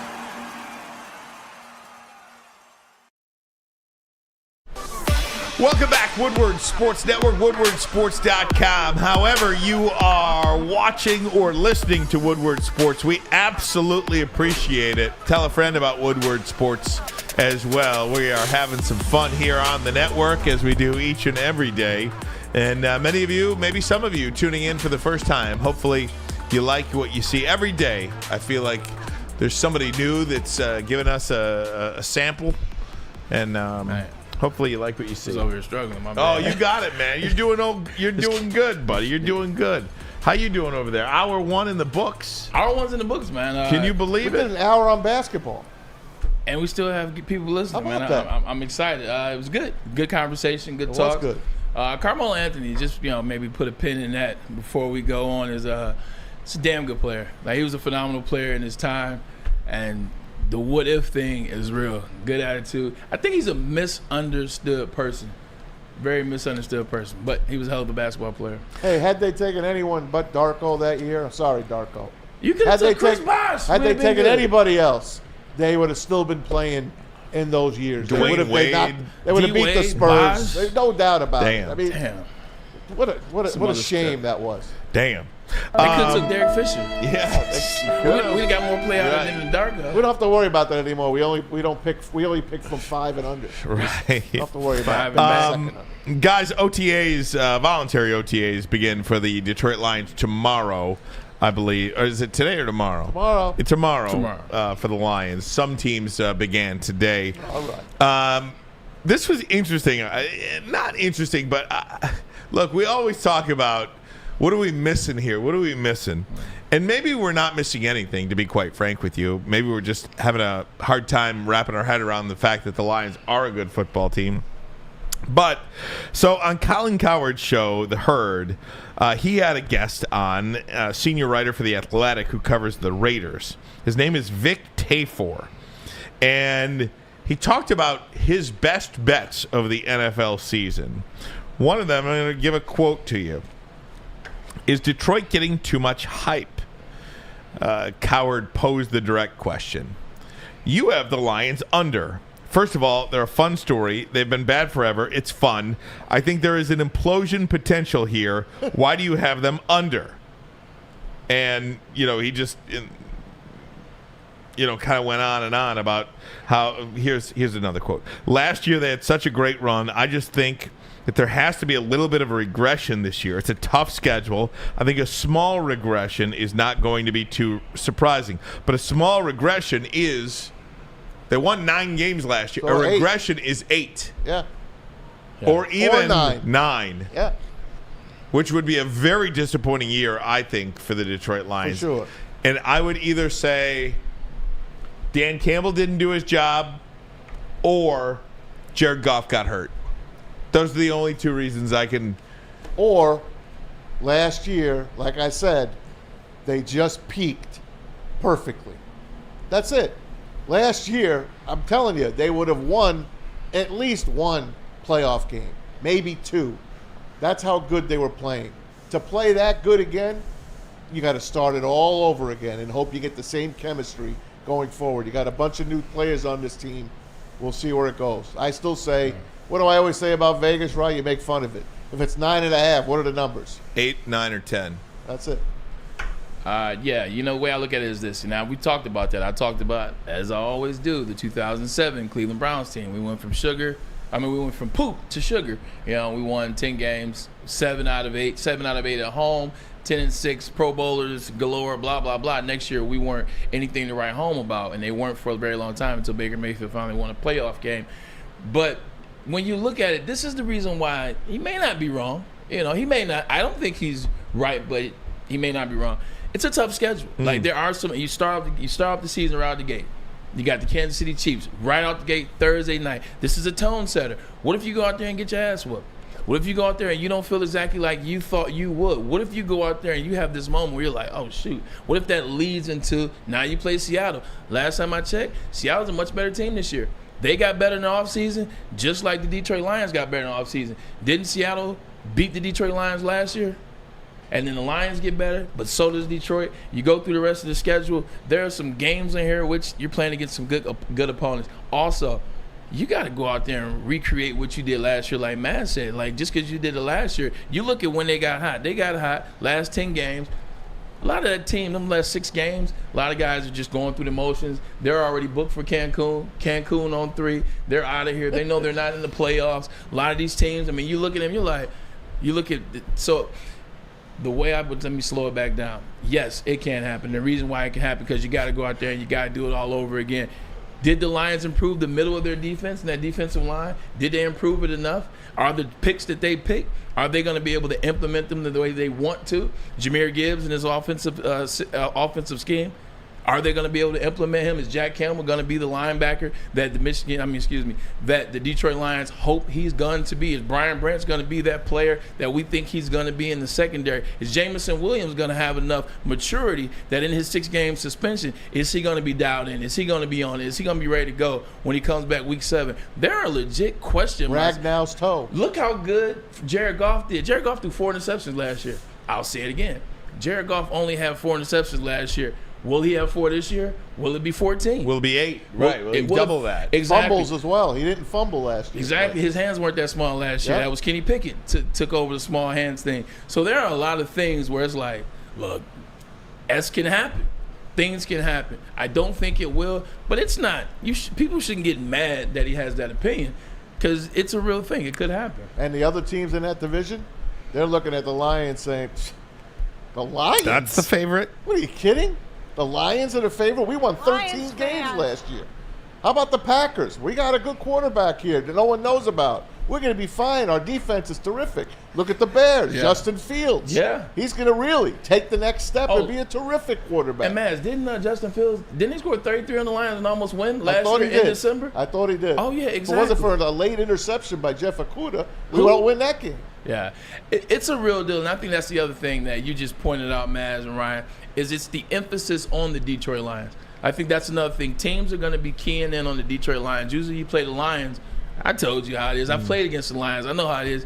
I may not read all the scouting report. Like, I may not watch all the cut-up tapes at home. I may not be really doing extra because I know it's the Detroit Lions, or you're playing against the Cleveland Browns. Now, it's not going to be that way. Teams are legitimately scouting from now to get ready to play the Detroit Lions. When they come into that, you're going to see the energy change from the snap in the first quarter. It's going to be much different than it usually is playing Detroit Lions. You're going to see that intensity. Are you ready for that? Are the Lions ready to match that intensity from first quarter to fourth quarter? Or because you're no longer going to be sneaking these fourth quarter wins because you're still hanging around and teams like, oh, shoot, they're still here. It's not going to be like that because they're waiting for you. Let me just say that I don't think this is going to happen. Yeah. I think that the Lions are going to win the division. I think they are going to win 12 or 13 games this year. I think they're going to compete for a number 1 overall seed. And I think they're going to win at least 1 playoff game. That, to me, is where I have this football team. Now, am I crazy? Perhaps. Is this guy crazy? Maybe. But if this guy does turn out to be right, aside from injury, a major injury, a catastrophic injury, I don't think it happens. But if it did, could there be a situation where, the good old quote, the press clippings? Are you reading your own press clippings? Back in the day, people would clip up, get the newspaper and clip out a newspaper article and put it on a bulletin board. These days, you just start scrolling in your phone. You could read great things about yourself for hours and hours and hours and hours. If you believe that hype, if you believe that the Detroit Lions won the Super Bowl last year, you're sitting there, I don't even want to throw a name out there, but you're Braylon Edwards on the team, and Braylon Edwards, you're so great out there at wide receiver, you don't need to put all that extra work in anymore like you did a year ago. Then maybe, but I don't think this culture, and I don't want to use that word, overuse that word, but I don't think the culture allows for these players to read press clippings anymore or scroll through your phone and read all that stuff that's great about you. Here's the one thing that I will say. Here's the one thing in terms of how this could happen. Is you said something, Ryan. You said coaching. You said it could be coaching, and you're absolutely right. And the reason why is this: when you look at the schedule, last year, who did the Lions really beat that had you like, man, they beat them? There were some almost wins that you were like, man, they almost beat the Buffalo Bills. Cowboys. Man, they almost got the Cowboys. But they didn't get those teams. Those are the teams that are going to the conference finals. Those are the teams that are right there.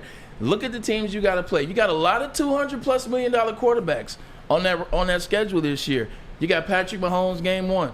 $200 million quarterback. Geno, most efficient quarterback last year. You got Lamar Jackson, who's happily paid now this year. You got some young guys on this team. How are those guys going to react when they're looking at Lamar, when they're looking across from Lamar Jackson?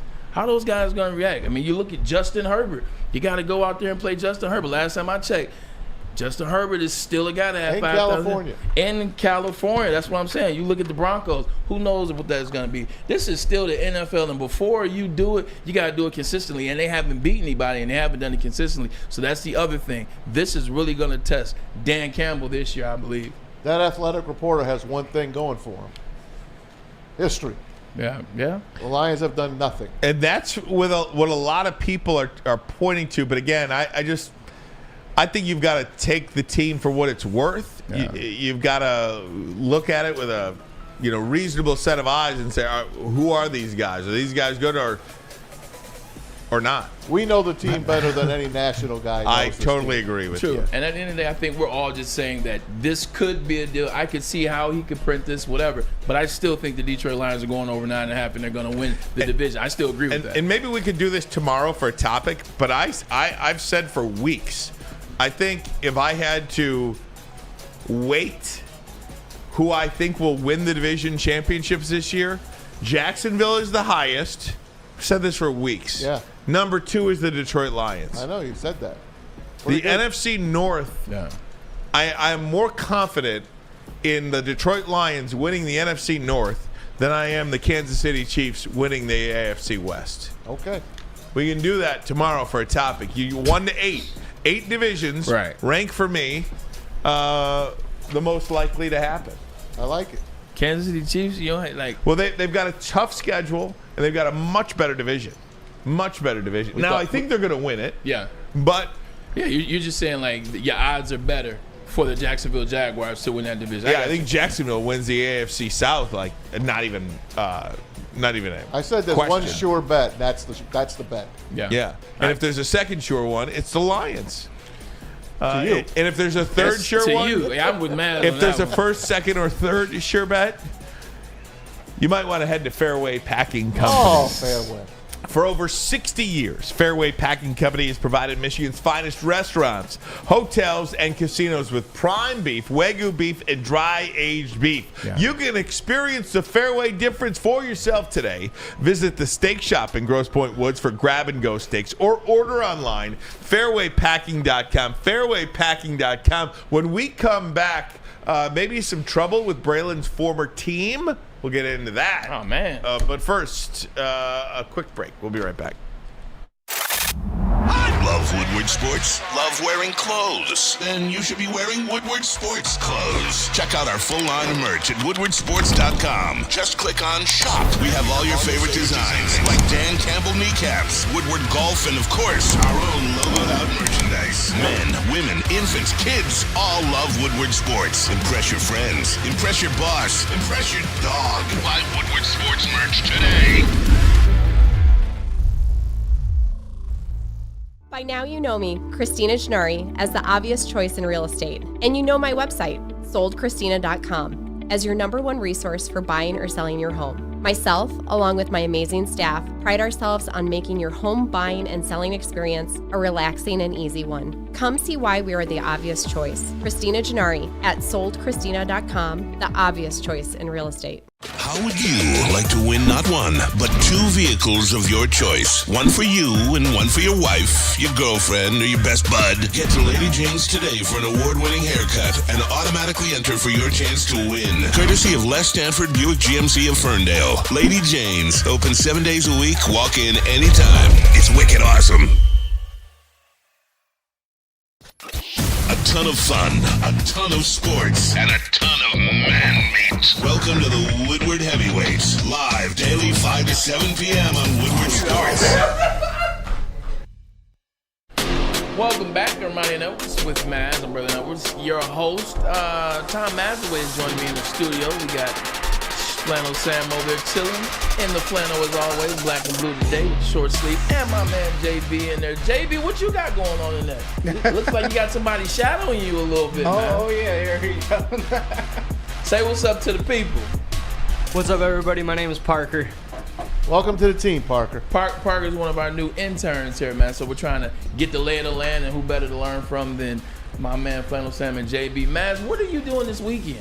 It's Memorial Weekend. I'm like, it just popped up out the blue. I'll be in Cleveland. Sheesh, you did say that. No, I'm going to Cleveland. Did you say that? Was that a play on words? Believe land? Did you believe land, man? Believe land? I'm going to Cleveland. We're going to go hang out, go to the Rock and Roll Hall of Fame, eat with some friends, have some good food, and of course go see the Tribe play. I'll be in Cleveland Wednesday. How about it? My son has a live wax museum exhibit. Oh, those are always cool. Yeah, man. So I'm excited. That's awesome, man. I'm excited to see what he's got going on. He's also has a Muhammad Ali presentation. Oh, I love that. Get out of here. Yeah, man. So I'm going to check out Little Maddox, man. See what he's got going on. I love that. Hey, speaking of Cleveland, before we get into your former team, and I'm not talking about the Browns. Thank God. Think of Cleveland. They won a championship. LeBron and Kyrie were, Cleveland. This is for you. So, Kyrie was sitting on the floor the other night in L.A. watching LeBron play.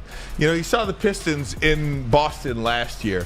That is one sport where guys who currently play go to the playoffs. I can't think, you never see a baseball player go to a baseball playoff, or a football player go to a football playoff game, or a hockey player will never touch the Stanley Cup, and go to a Stanley Cup game. They won't even watch it. They won't even watch the game. Yeah. The NBA is much different when it comes to that. I can tell you why. Yeah. And I may not be right, but I know I'm right. It's a lot less players. Mm-hmm. There are only 5,500 players that ever played. All the guys currently in the NBA know each other. They're, for the most part. These guys play AAU ball together, go to school together, you hang out in the summertime. They're friends. Also, basketball players like to see themselves on social media. They like to see themselves. Yeah, they do. You hit it on the head. They like to see themselves on social media. They know if they go to games, they're going to put the camera on it. Now comes speculation. Oh, man, what is Kyrie doing at the Lakers game? But another thing is, and not the arrogant side, they really, really, really, really, really are probably the biggest admirers of each other's game. Like basketball players, I would go as far to say, because they all kind of play the same thing. In football, I play wide receiver, somebody plays lineman, and in baseball, there's a pitcher, there's a first baseman, there's a shortstop. In hockey, there's a defenseman, and first line, second line, etc. Basketball, you all kind of do the same thing to a certain extent, and they're big fans. They love, when you watch those podcasts when they get interviewed, they can tell you everybody's game. They can tell you where they're what side they like the ball on, tell you where their sweet spot is from the 3-point ball, how many feet, They love and admire each other's game. I think that's it too. They love the game. Even back in the day, Isaiah would go see the Lakers and Celtics in the finals. Magic. Yeah, it's boy Magic. I just started laughing when you brought Kyrie's name up, and the reason I laugh is if I could put two guys in a boat and sail them off to sea and let them fall off of the flat earth that Kyrie thinks it is, it would be LeBron and him. To tell you the truth. LeBron and K. Just Boys put now. them in a boat and let them just sail the 7 seas. They're cool now. Walter Briggs said Juan Soto showed up a couple of years ago for Max Scherzer. Was he traded? Didn't they win it together? Yeah, they won on the same team. Yeah. I don't know what. The Nationals, yeah. There were some players last year at the World Series that were representing, whenever the Nationals were in, they wore Scherzer jerseys. They came and wore Scherzer jerseys. Who did he pitch for after the Nationals? Somebody in the Dodgers, too. Somebody supported the Dodgers, too. You're right. I forget, but yeah, I know what he's talking about. Oh. Two ex-teammates of Scherzer came to watch him pitch. Oh, okay. Yeah. Maybe that's it. I don't remember that, but so I stand corrected. It's like but one time I remember that, but either way, it seems rare where you have basketball players are getting on the floor. By the way, right? You can't miss them, and also they're gonna get great seats. All basketball players talk is basketball. Yeah. Like as a former pro football player, I wasn't talking football when I was off the court. We were talking about everything else: jokes, music, what's going on back home, travel. Like I didn't talk football when football wasn't going on. All basketball players talk about is basketball. I've seen Kevin Durant in the club with basketball shoes on. Like they love basketball. I mean, if it was making me $300 million, I love it too. Oh my gosh, guys! I do want to get to this. So, Braylon, you got a couple of things going on with some Jets players. Former Lions and Jets running back Ty Johnson tore his pec, and he told the team. They said fix it. This is according to him now. So he did. He got surgery. He comes back. He's released. And he talked about like the mental health struggle. We have it for you right here. This is Twitter. I had some dark days, man. Like, obviously, went to New York, told them, I told them before him reporting, like, hey, I was working out. This is what happened. Saw the team doctor. He said, you need to get it fixed. Flew out the next day. Come back happy that I got it done, even though I didn't want to get it done. That following Wednesday, you out of there. And I was like, damn. But at the end of the day, man, like, I know I'm going to be all right. I know God got my back. And just keep going forward, man. So. But that wasn't it. Mekhi Becton, Jets offensive tackle, he says it's the team's fault that he got hurt and was not able to play in 2022. Here's this. Mekhi. We don't have that one. But Mekhi Becton blamed the Jets as well. This is the current. They put him on a different, instead of a left tackle, they made him right tackle. And the knee that you back up with first, your strong knee, was his injured knee. And he was telling the team, look, if you put me here, I'm not fully healed. I can't do what you want me to do. And they didn't care. They said, get your ass up and go play right tackle like we told you. And the guy ballooned up to almost 400 pounds. Missed the whole 2022 season. He has since lost 50 pounds, got with a great program, a strength and conditioning program, something to make him faster. And he's pissed at the team, but he is still part of that team. And Aaron Rodgers needs him. Believe me, he needs them to play well this year. But they forced them to do it. Here's the quote. Mekhi Becton says, no one cared. I was told I shouldn't be complaining. Go out there and do it. And talking about practice on his bad knee. That's a quote. Yeah, at the end of the day, man, like we're human. The football players are human. I mean, you see Ty Johnson. Ty Johnson. I think he went to Maryland, but you see Ty Johnson and you see him and he's talking about dark days and there's some dark days ahead and he says, guys got my back. It's a real thing. Like we go through the same thing other humans go through. But once you get drafted and once you put that price, then you start looking at the human side of things, man. Like a team, they do that all the time. I was with a team. I've told you guys a story. I won't say the team. I won't say the coach. I was with a team. I was with a coach. Said the surgery, the rehab, the timetable for the comeback should be this amount of time. Well, it wasn't that amount of time. Like my knee was still messed up. It still hurt. But now I'm in a situation where, you know, I'm not Braylon Edwards, first pick in the draft in 2005. You know, this isn't Braylon Edwards where back-to-back AFC championships, we got to that game. This is Braylon Edwards in the next chapter, trying to figure it out. Had a couple injuries, you know, situation happened, so now I'm here. So now I'm like, you know what, I know I'm not there, but I got to play. So I go out there and play on my knee that I should not have played on. I should have went to Dr. Andrews and had the surgery in the first place. I listened to the team and had the surgery there. Rushed me back. I brushed and played because I was very uncertain about where my future was. I was trying to make sure that I could extend this, if you will. And, no, you can kill the music. I don't want the music. This, nah. Like, it was one of those things where I didn't know. Like, but I rushed back, messed my knee up. And the next year, I knew my knee was gone. But I still made it another year with the Seattle Seahawks. Well, I guess I told the team is now. But made another year with the Seattle Seahawks 2012. But after that, I knew it was over. Like, I knew if I wanted to walk regular, I knew if I wanted to make sure I could still hoop later on in life or do things, it was time to hang it up. I rushed back. They allowed me to rush myself back. This is not the first time, and it won't be the last time. It happens all the time. That's why when you see players that protect themselves, that's when you see the Kawhi Leonards that are in a situation where they have that power to protect themselves. They protect themselves because the team's not going to protect you. Once you step off that field, once you're no longer of use, they don't care. They don't care. So Mekhi Becton, he ballooned up. I'm glad that he got down in weight, and we'll see how this year goes for him. But the NFL, man, that's a lot of teams. I'm not gonna say all. I can't categorize, and it's not fair. But that's a majority of those guys. This is how they operate. To tell him get the surgery, and Ty Johnson, and then cut him after he had the surgery.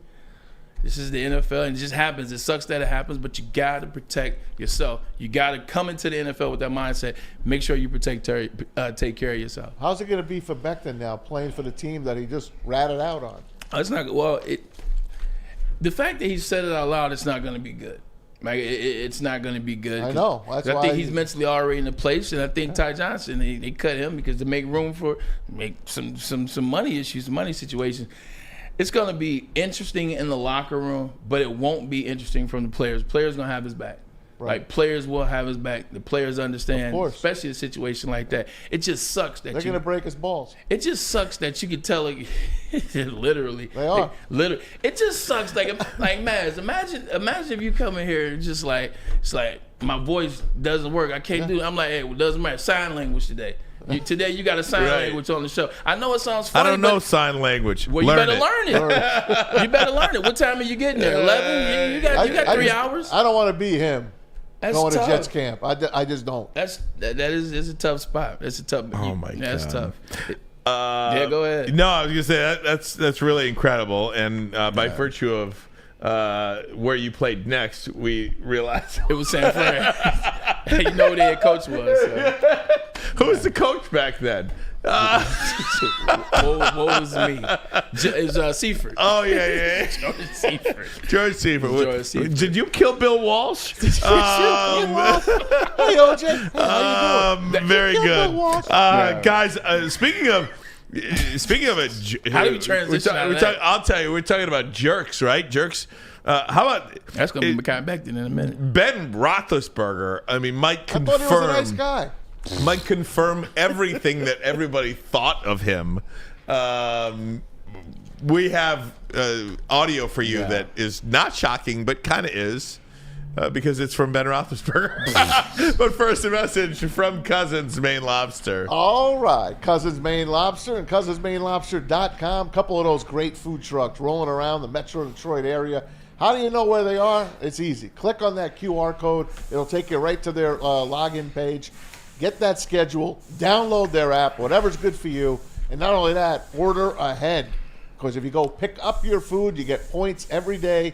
And then the food, you get a little bit discount on it. And it's the best lobster this side of New England. That's right, in Detroit, USA. It's CousinsMaineLobster.com.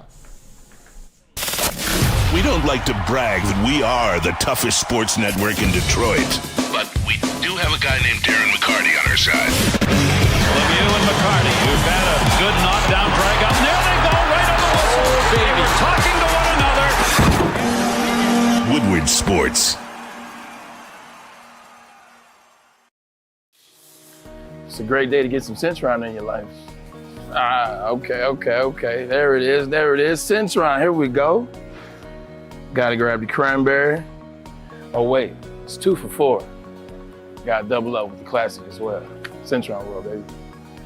Centron, available at select Kroger's, and if you want to know how, go to @CentronWorld.com.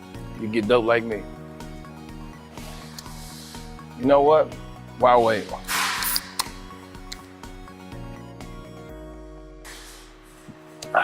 Great taste, guaranteed.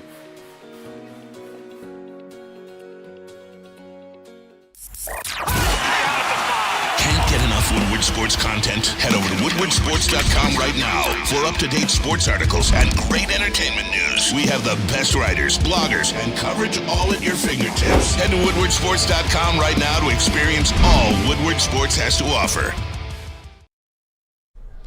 Hey, welcome back, Woodward Sports Network, woodwardsports.com. Hey, let's get to over 100 likes by the end of this segment. Come on. We don't have over 100? No, we got 91. All right. I'm shooting small. Let's I'm go shooting 150. Small. 150? 150 How by the about end of the show. 120? Oh, 150 by the end of the show. Yeah, 150 by the Fine. end We of can the do show. 150 by the end of the show, but I like little benchmarks throughout the fine. show. Fine. Okay, walk me. Let's. How about this? Before the end of this segment, let's get to 110 likes. Fair enough. Okay, That's 110 19. likes. That's only 19. By the end of this show. All right. Or by the end of this segment, I should say. So, Ben Roethlisberger just seems like a total douchebag. Braylon likes him, though. Totally. And he always has been. Seems like anybody that really knows him has said this guy's a total douchebag. Oh, I mean, you just know he is. So obviously we were rivals. I was in AFC North with him, Cleveland, Pittsburgh. We golfed around together at the Pro Bowl, and he just I heard things about him, but then I golfed that round with him. I was like, this guy probably is a real piece of work. And then after that, it was 2008. Things started coming out with him. Obviously, a couple charges, a couple alleged cases, a couple things happening, and teammates. All your teammates can't be wrong, Ryan. No, they can't. So Ben Roethlisberger has a podcast, Footballin' with Ben Roethlisberger. Spelled it wrong, too. Sitting next to Kenny Pickett. Sitting next to him. And here's what he had to say. Yeah, I mean, I'll be completely honest. And I'll be super transparent here, and I'm going to get blasted. I probably shouldn't say this, but I mean, who cares at this point? I wouldn't say that I wanted Kenny to necessarily fail, but when someone comes to replace you, and you're like, I still feel like I had it. I hope he doesn't come ball out, because then it's like Ben who, right? Right. But honestly, I think as you started playing, and I found myself rooting more and more for you. You know what I'm saying? We sat down here and watched games, and we were high-fiving, going nuts when you were leading the team and doing things, and running and doing some of the trying to fight people, all that stuff. That was my favorite, by the way. Yeah, I was like, you better swing on that fool. Yeah. I feel bad, and I know I came on this show and said that I forget how I said it, but I apologized to you for not knowing how good he was going to be. Yeah. I just didn't know. I had no idea. I didn't know that you were the runner that you were. I just didn't know what was going to happen. I wasn't aware, and I was pleasantly surprised. I'm glad that I was wrong in the sense of where I had you. I thought you'd be a quarterback that was good, that was going to come in. I think you're the future of this team. I really do, and I think they got, the fans should be lucky. They are lucky. They got you. But that's what I'm going to say. I'll say I was. Early on, I didn't want him to succeed because I didn't want him, they followed me up. I didn't want it to happen. I think that's probably the selfishness of me, and I feel bad for it. But as it went on, as the season went on, he got into this third game playing, I was rooting for him. Yeah. I was excited for you. And I wanted you to succeed. I wanted you to win the games. I wanted you to get to the playoffs. And so I feel bad that I felt that early on, but I'm glad that I transitioned. Oh, man. Guys out there rooting against Kenny Pickett. Rooting against him. The first question he asks as he's describing this is, I know I'm going to get crucified for this, but who cares? Him too. Him too. But that's who Ben Roethlisberger is. Schilling, too. Who cares? You saw that 38 in the back. Ryan pointed that out, by the way. That was 38 Boston Red Sox. Kurt Schilling. Right. Who's another guy that people don't particularly like. My thing with this is so interesting because, one, no one thinks like this, by the way, except Ben, maybe well, Brett. Maybe it's a quarterback. I don't know about that. And that's what I was about to say. Maybe it's a quarterback thing. But with Ben Roethlisberger, you basically mentioned this on the show that this is how you felt, only to apologize for feeling this way on the show, only so people can be like, oh, see, Ben actually really does want him to succeed. Ben's such full of it, man. This was a setup. I'm going to tell you that I didn't want him to succeed, only to apologize and tell you this lie about, man, I remember when you started leading the games and the charge back, we got behind you, supported. Ben is full of stuff. And what did I tell you about him? He just loves to stay relevant. Hence why in the season he's like, well, San Fran reached out to me about playing. No, they didn't, Ben. Shut up. You always lying. Thank you. Always lying. Ben Roethlisberger. Listen to me. Now that I heard it, sitting down and listening to it, doesn't sound bad. I don't think it sounds bad. He's sitting next to the guy, so he's saying, "Hey, I wasn't rooting for you." Now let me ask you guys, Braylon, were you rooting for the other receiver on the team that maybe you could have beat out? Ryan, were you rooting for the guy on Channel 4 or Channel 7 in the morning show to have better numbers than you? No, that's different. I'm certainly not rooting for anyone that's not on this station. That's different. I can tell you that's that for different. sure. That's different. It's his own team. That's completely different. I got the perfect scenario for you. You ready for this? Go ahead. 2004 was my last season in Michigan. 2005 would have been that next season. It was the first year for another receiver. His name was Mario Manningham. Mario, a.k.a. Super Rio, he was cold. I cheered and was excited for Rio. Rio was the next one up because when Marquise Walker left, he cheered for me. Dave Terrell used to come back. He cheered for me. Desmond Howard cheered for Dave. It's a part of what you do. You cheer for the next one up. That's Michigan. But it's a perfect example. But you're leaving Michigan. But the NFL is even worse because at the end of the day, the NFL, you can go to any other team. It doesn't matter. Ben, you got 3 Super Bowl wins. You got 18 seasons in the game. You're one of the best quarterbacks of all time. You're not some quarterback like Brian Sipe, where if you're in Cleveland, you know how good Brian Sipe was, but around the world, they don't know. You've been Roethlisberger. You shouldn't be worrying about a guy that the Pittsburgh Steelers didn't even really want to draft. So I think you asked me an unfair comparison because I'm not rooting for anybody at 4-7, but that's like asking Ben Roethlisberger if he's cheering for the quarterback of the Browns. Okay. You know what I mean? All right, then how about, if I retire, I'm rooting for the next guy for me. I think the more appropriate question would be for a guy like with a record. Yeah. Okay. Like how many guys with records? You own the career. Everything. Hey,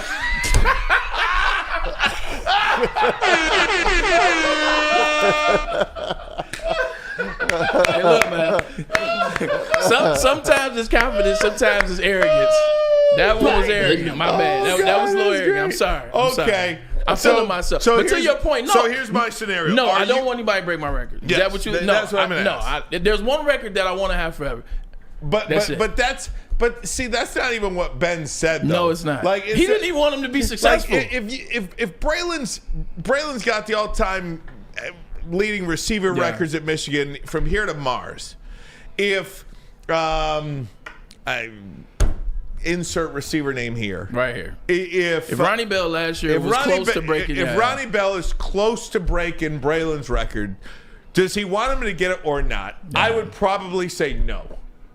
You don't want him to get, but you're not rooting against Ronnie Brown just coming, Ronnie Bell following your career. Yeah, it's one of those things where I give you one word, guys. Yeah, it's so many different scenarios. 100%, I don't want my record to be broken, but by a guy by Michigan. So if Ronnie Brown breaks my record, it's one of those pills you got to eat in the moment, but it's just like ooh, but then you're cool with it. So, but yeah, with Ben, it's just like, bro, your job.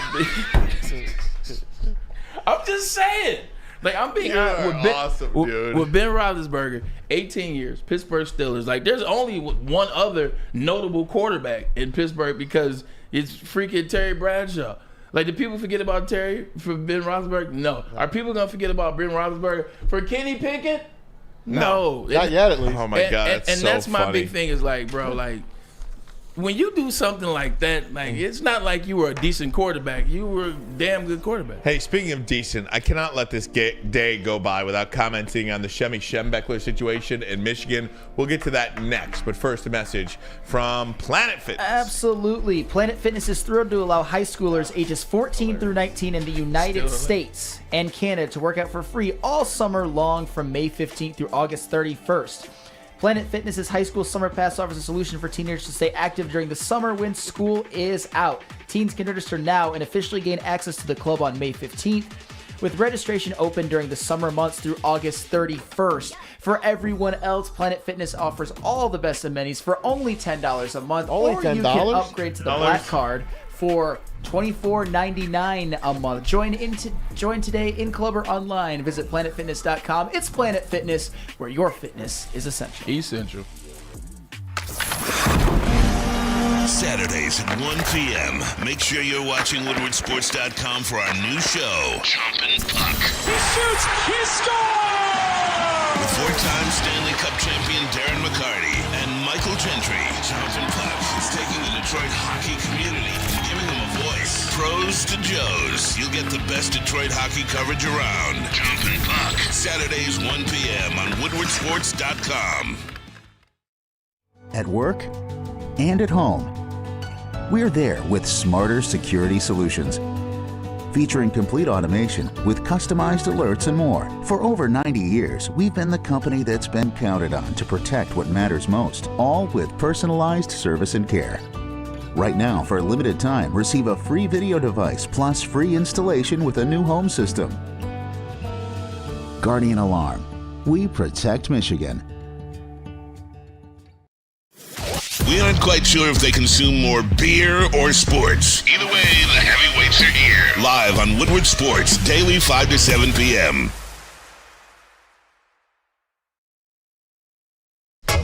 Hey, welcome back, WoodwardSports.com, Fox2Detroit.com. However you are listening, if you're listening on Apple iTunes, leave us a 5-star review. We'd certainly appreciate that. Anyway, podcast or phone. Download what clown emoji you said? Yeah, clown emoji.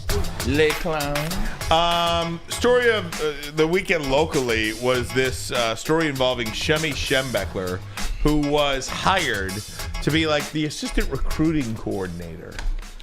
And you just do a little bit of digging on his social media, and it was chock full with really offensive stuff. Yeah, that wasn't one thing. And you didn't have to look hard to find it either. I mean, it wasn't like just one tweet.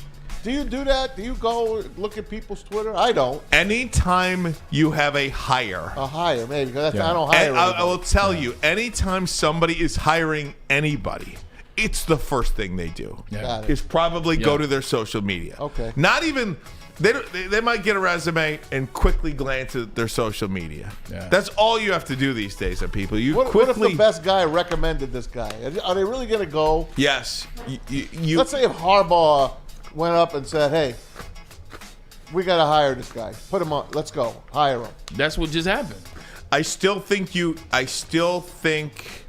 Yeah, you put him on. Yeah, great. That's exactly what just happened. But you still have somebody else. When you have a position like that, to do some sort of due diligence. I think it's a really sloppy job by the university. But let me read this ward manual, and then Braylon gets you in. Okay. Effective this afternoon, this was yesterday. Shemy Schembechler has resigned his position with Michigan football. We are aware of some of the comments and likes on social media that have caused concern and pain for individuals in our community. Michigan Athletics is fully committed to a place where our coaches, staff, and student athletes feel welcome, and where we fully support the universities and athletic departments' commitment to diversity, equity, and inclusion. That's from Ward Manuel and Jim Harbaugh. Shemy Schembechler had a statement as well. My entire life and that of my dad and family have been devoted to the best people, no matter their race, religion, or creed. I have fed my family through hard work and dedicated service, promoting black excellence and lifelong successes in academics and athletics for all. I was raised on the right side of history. The success of myself, my family, my father, our whole legacy is centered on the debt we owe to scores and scores of black families and all families who allowed us to be part of their incredible journeys. These black players are among the greatest influences in my life besides faith, family, and my father, all which inform me of my inalienable equality. Creating greater opportunities for every single aspiring athlete, especially black athletes, has been our family's focus and our life's work. But what I do for a living is far less important than for people to know what is in my heart and has been since I was born, instilled in me by pioneering father. By inexplicably and irresponsibly liking things on social media, I owe an unabashed and unequivocal apology to my hundreds of friends and fellow coaches in the black community, all communities, the University of Michigan, my father's legacy, and my family. And he goes on and on. I'm not reading the rest. Yeah. So there you have it. So he's not hired. Yeah, no, you're out.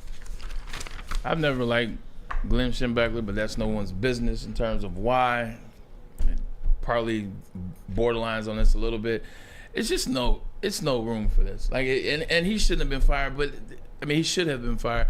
But on a bigger scale, like the hire, like you talk about, I want to start there. So, like the ball was dry. I think it was a little bit of arrogance. I think it was like, well, you know, he's Schembechler's son. We bring a man. Schembechler was my coach. It's good PR. Yeah. We bring Glenn back home, and you know, hey, you know, I did play for your father, by the way. But, all right, cool, man. This is good. There's someone that saw these tweets. There's someone that pointed out these tweets. This is the University of Michigan. They don't miss SHIT. Somebody pointed out these tweets, but it was like, I think we'll be able to get around it. That's just what I think. I don't know this for a fact, but that's just what I really feel. It's just a bad situation. It's a bad situation. One of the bigger tweets was talking about, I believe, was the black people. I think let me see. I don't want to get it wrong. Listen, I realize you're special at this point. Excuse me. Adversity made humanity, pointed out Dr. Sewell. And is the black community and family the black community and families have overcome slavery and oppression. So slavery and oppression basically were good in terms of us becoming stronger, in terms of us overcoming, in terms of us getting better and stronger. Who tweets like that? Who likes tweets like that? Who makes this acceptable? I just don't understand. Like how we're just now getting to the point where people saw that tweet. Why didn't anybody say that with his last couple jobs with Green Bay, with the Raiders? With the Raiders too. Yeah. That's what I'm saying, with Green Bay, with the Raiders. Why didn't anybody point out then? Now it's being pointed out here. I'm still trying to figure out the words, if I'm being honest. And you know, it just feels like a sloppy job with U of M lately. I mean, even just look at the last 12 months. You know, Ward Manuel's relationship with Jim Harbaugh. With Jim Harbaugh. You had the Mazi Smith gun situation that was not handled properly, at least in terms of the PR of it. The Donovan Edwards, the tunnel, the Juwan Howard. You've just had a lot of sloppiness at U of M, and you point to the athletic. You look at the end of the day, it's the athletic director's job. Yeah. To make sure stuff like this doesn't happen, right? This is a bad look. It's just it's a bad look when it's so much. You know, it's so much like a one-off here and there, but over the last 12 months, kind of been. I don't want to say. I know exactly. It's just kind of like, it's like, man, you just kind of want to turn away and look at all this stuff right now. Man, at the end of the day, look, it's 2023. Now, we can talk about the bad stuff, and we'll get into that briefly, but just focusing on what Shemy said, and then you get this BS excuse talking about, and the excellence of, black individuals, and my father coached young men, and blah, blah, blah, and this, that. Yeah, Woody Hayes coached a lot of black guys too, but there's some things you heard about Woody. There's some things we know about Woody. There's somebody that was under Woody. There's somebody that was his protege that learned from him. So I'm just listening to these things. He basically said, like, slavery made black people stronger, and they should be happy for it. In so many words, or it benefited them. What the fuck about slavery benefited us? What the hell did that, like, overcoming that benefited us? We still aren't getting the respect equally, and you got to deal with these comments from somebody like Shemy Schembechler. Look, I apologize. I know this is a family show. It's just no tolerance for this anymore. It's no tolerance for stuff like this. I don't care. There's no tolerance for this individual making these type of comments and being hired, working with the same people that you have this fake appreciation for. I won't tolerate it. I just won't tolerate it. Anytime something like this happens, you're gonna hear it out of my mouth. It's not okay. Yeah, that's well said. Okay. No, I couldn't agree with you more, Braylon. It shouldn't happen. And how do you go recruit? How you walk in somebody's living room in Biloxi, Mississippi, and say, "Hey, my name is Glenn Schembechler. I represent Michigan. I represent Michigan." Right. You know what that means? Well, since you say you represent Michigan, Mr. Schembechler, I see a tweet here that you liked. I see a tweet that you retweeted. Since you represent Michigan, are your ideas and values the same as University of Michigan? This is where Michigan messed up at, because now his ideals and ideologies, they're linked hip to hip. Oh boy, they're linked hip to hip. How do they get better? How do they come out of this without a pie on their face? Same way everybody else. Without their tail between their legs. Win the national championship. how does it even happen? Like the unforced error of it all is just so. Just when you get going, they let this happen. That's what I'm saying. There's just a lot of that is very sloppy. Lately. Like It's so sloppy. On the field, these jokers these jokers are 24-2 in the last 2 years. Off the field, they're 0-9. Yeah, they're 0-9 off the Good field. point. Michigan's 0-9 off the field. So if something has to change. Something has to change, and I'm not saying it's Jim Harbaugh. Something has to change as it relates to allowing these people to be in position to hire these people. Does Ward Manuel, is he sticking around? I mean, no, is he? Because it's under his watch. Ward's in trouble because one of Ward's, the best compliment you could give Ward was at one point, who did he hire? He hired Juwan Howard. So one of the big things was he hired Juwan Howard. Is that a compliment now? I said at the time. Right. Yeah, it was. At the time, look, don't look to this year and forget about the Juwan's first 2.5 years, especially COVID. So at the time, it was he hired Juwan Howard. Michigan was bouncing back. It was a great pickup after Beeline left. Harbaugh was having some wins, and then you see this. So it was all right. But now he didn't hire Harbaugh. This is another stain. This is another thing that the athletic director is responsible for. I don't know what's going on up there, but. We'll talk more about this with John U. Bacon tomorrow. Yeah. We're going to have John U. Bacon on the show tomorrow. We'll talk more about I this. think Ward falls here. I do. Potentially. Potentially. We'll see what happens. Right now, the reason why he won't fall, who didn't he fire? He may not have hired him, but he didn't fire him. He ain't talking Jim to him. Harbaugh. But he didn't fire him. Yeah, that's right. Guys, I got to get a break in, but first a message from Randy Wise. All right. How would you like this, guys? How would you like to see famous athletes like our own Braylon Edwards, Jim Harbaugh, Darren McCarty? Maybe. How'd you like them to play golf with average Joes like you? Hell yeah, I love to play. You like Let's golf, do it. right? I'm an average Joe. You are. I'm there. Thanks to Randy Wise Automotive and Woodward Sports, you're going to be able to do just that. It's the Randy Wise Celebrity Golf Tour. Make the wise choice and pay attention to Woodward Sports for more information. Coming soon. Love Woodward Sports? Love wearing clothes? Then you should be wearing Woodward Sports clothes. Check out our full line of merch at woodwardsports.com. Just click on shop. We have all your favorite designs, like Dan Campbell kneecaps, Woodward golf, and of course, our own logoed out merchandise. Men, women, infants, kids all love Woodward Sports. Impress your friends. Impress your boss. Impress your dog. Buy Woodward Sports merch today. Introducing the Planet Fitness Guide to getting that post-workout glow. Step 1. What's your why? More epic energy? Better sleep? Blow off steam? Step 2.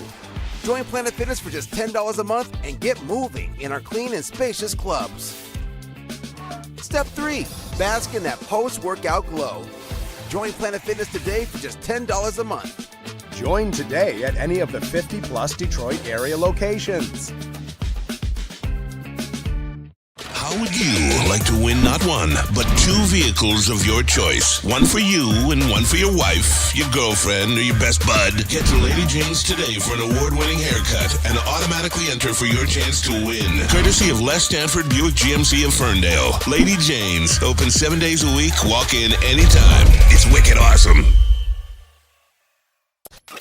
A ton of fun, a ton of sports, and a ton of man meat. Welcome to the Woodward Heavyweights, live daily 5 to 7 p.m. on Woodward Sports. Appreciate you guys for sticking with us, staying tuned. Last segment of the show, Ryan Ermanni, Tom Mazawey. This was a fast show. I can't believe it's over. It definitely was a good one. Hey, I saw 2 things over the weekend. Now, one was, we didn't talk about the PGA, but you just brought up golf. Here it is. Did you see Michael Block? Oh, did you see Michael Block? Freaking glued to this guy. Who's he? Michael Block is a PGA golf pro in Mission Viejo, California. Never heard of him. Matt, for every golf club, you got a pro. You got a pro. Yeah, that's at the club. And they're licensed by the PGA. The PGA licensed them. They're allowed to play an attorney? They're allowed to try out. They have to qualify. Okay. So he qualified for the PGA, Mission Viejo. I know a lot about Mission Viejo because Mark Sanchez. So this is like Tin Cup. That's where I was going. Exactly like Kevin Costner, another Kevin Costner sports movie, just like Tin Cup. Great movie. He finishes 15th, which allows him to play next year in the PGA. He's automatically made it already by finishing 15th. But the coolest thing he did, Mass, he got a hole in one. and he was killing. Got a hole in one. And he said in the conference when he was talking after, he said, "I was trying to figure out why the hell Rory McIlroy was coming up hugging me. He didn't see it go in, so he didn't know it went into Rory and the guys that ran up." This is the one thing that's fun about golf. Like, this is the one thing that's absolutely fun about golf that's not in any other sport that you can play pickup or amateur or recreational. Every time you go out on the golf course, you have an opportunity to do something special, and that's get a hole in one. People dream of getting holes in one. Every time you go out there, you get to par threes, you get excited. You get excited. You get the cameras out. Everybody's excited because you chase greatness.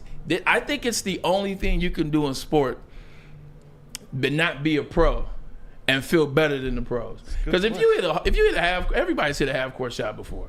Like, everybody's hit a half court shot, whether it was in a game or whether it was just, shooting around while you're waiting for the next game. Like, in football, you can't do anything. Throw the ball 80 yards, like that doesn't amount to anything. Kick a field goal.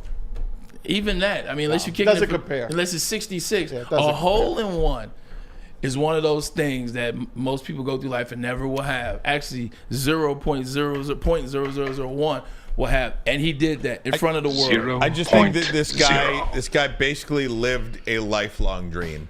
I mean, his whole life he grew up around golf. He's not a tour pro. Nope. He's a club pro. He's a regular guy. He gives golf lessons for $125 an hour.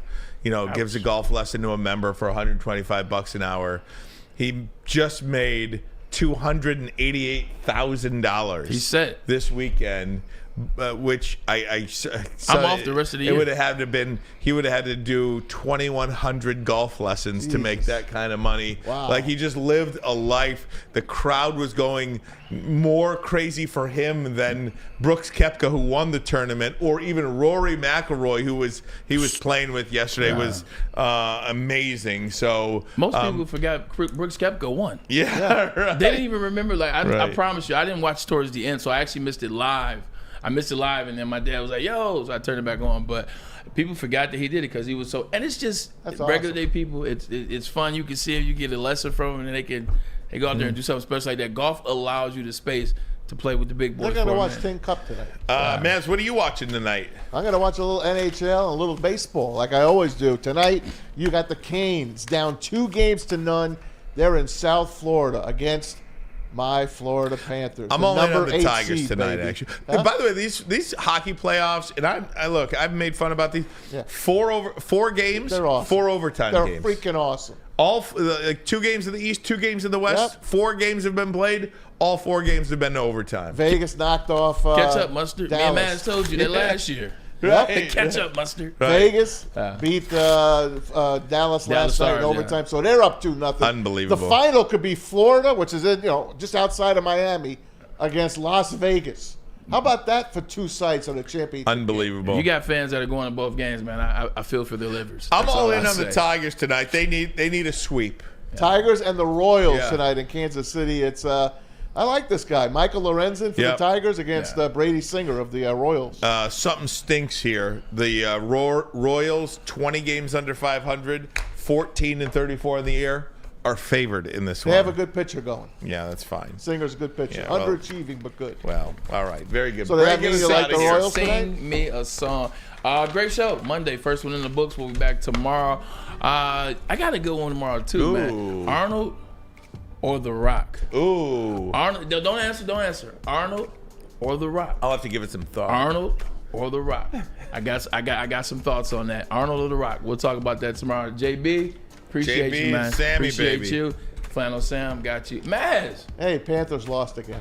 Yeah, I know, man. We can't get him a win. We had Mike Nolan on We're bad Friday. luck. Oh, yeah? The head coach of the Michigan Panthers. Man. They didn't win. They lost all 4 home games so far. How? I would say I've been involved somehow in all of them, but I didn't go to the first one. All right. Good dude? Was he good dude? Very nice. Mike Nolan, he's good guy. Good guy. All right, He, now. he forgot about the 05 draft, but Yeah, that's another story. he's All right, all right. we'll see you guys tomorrow, man. Thanks for tuning in.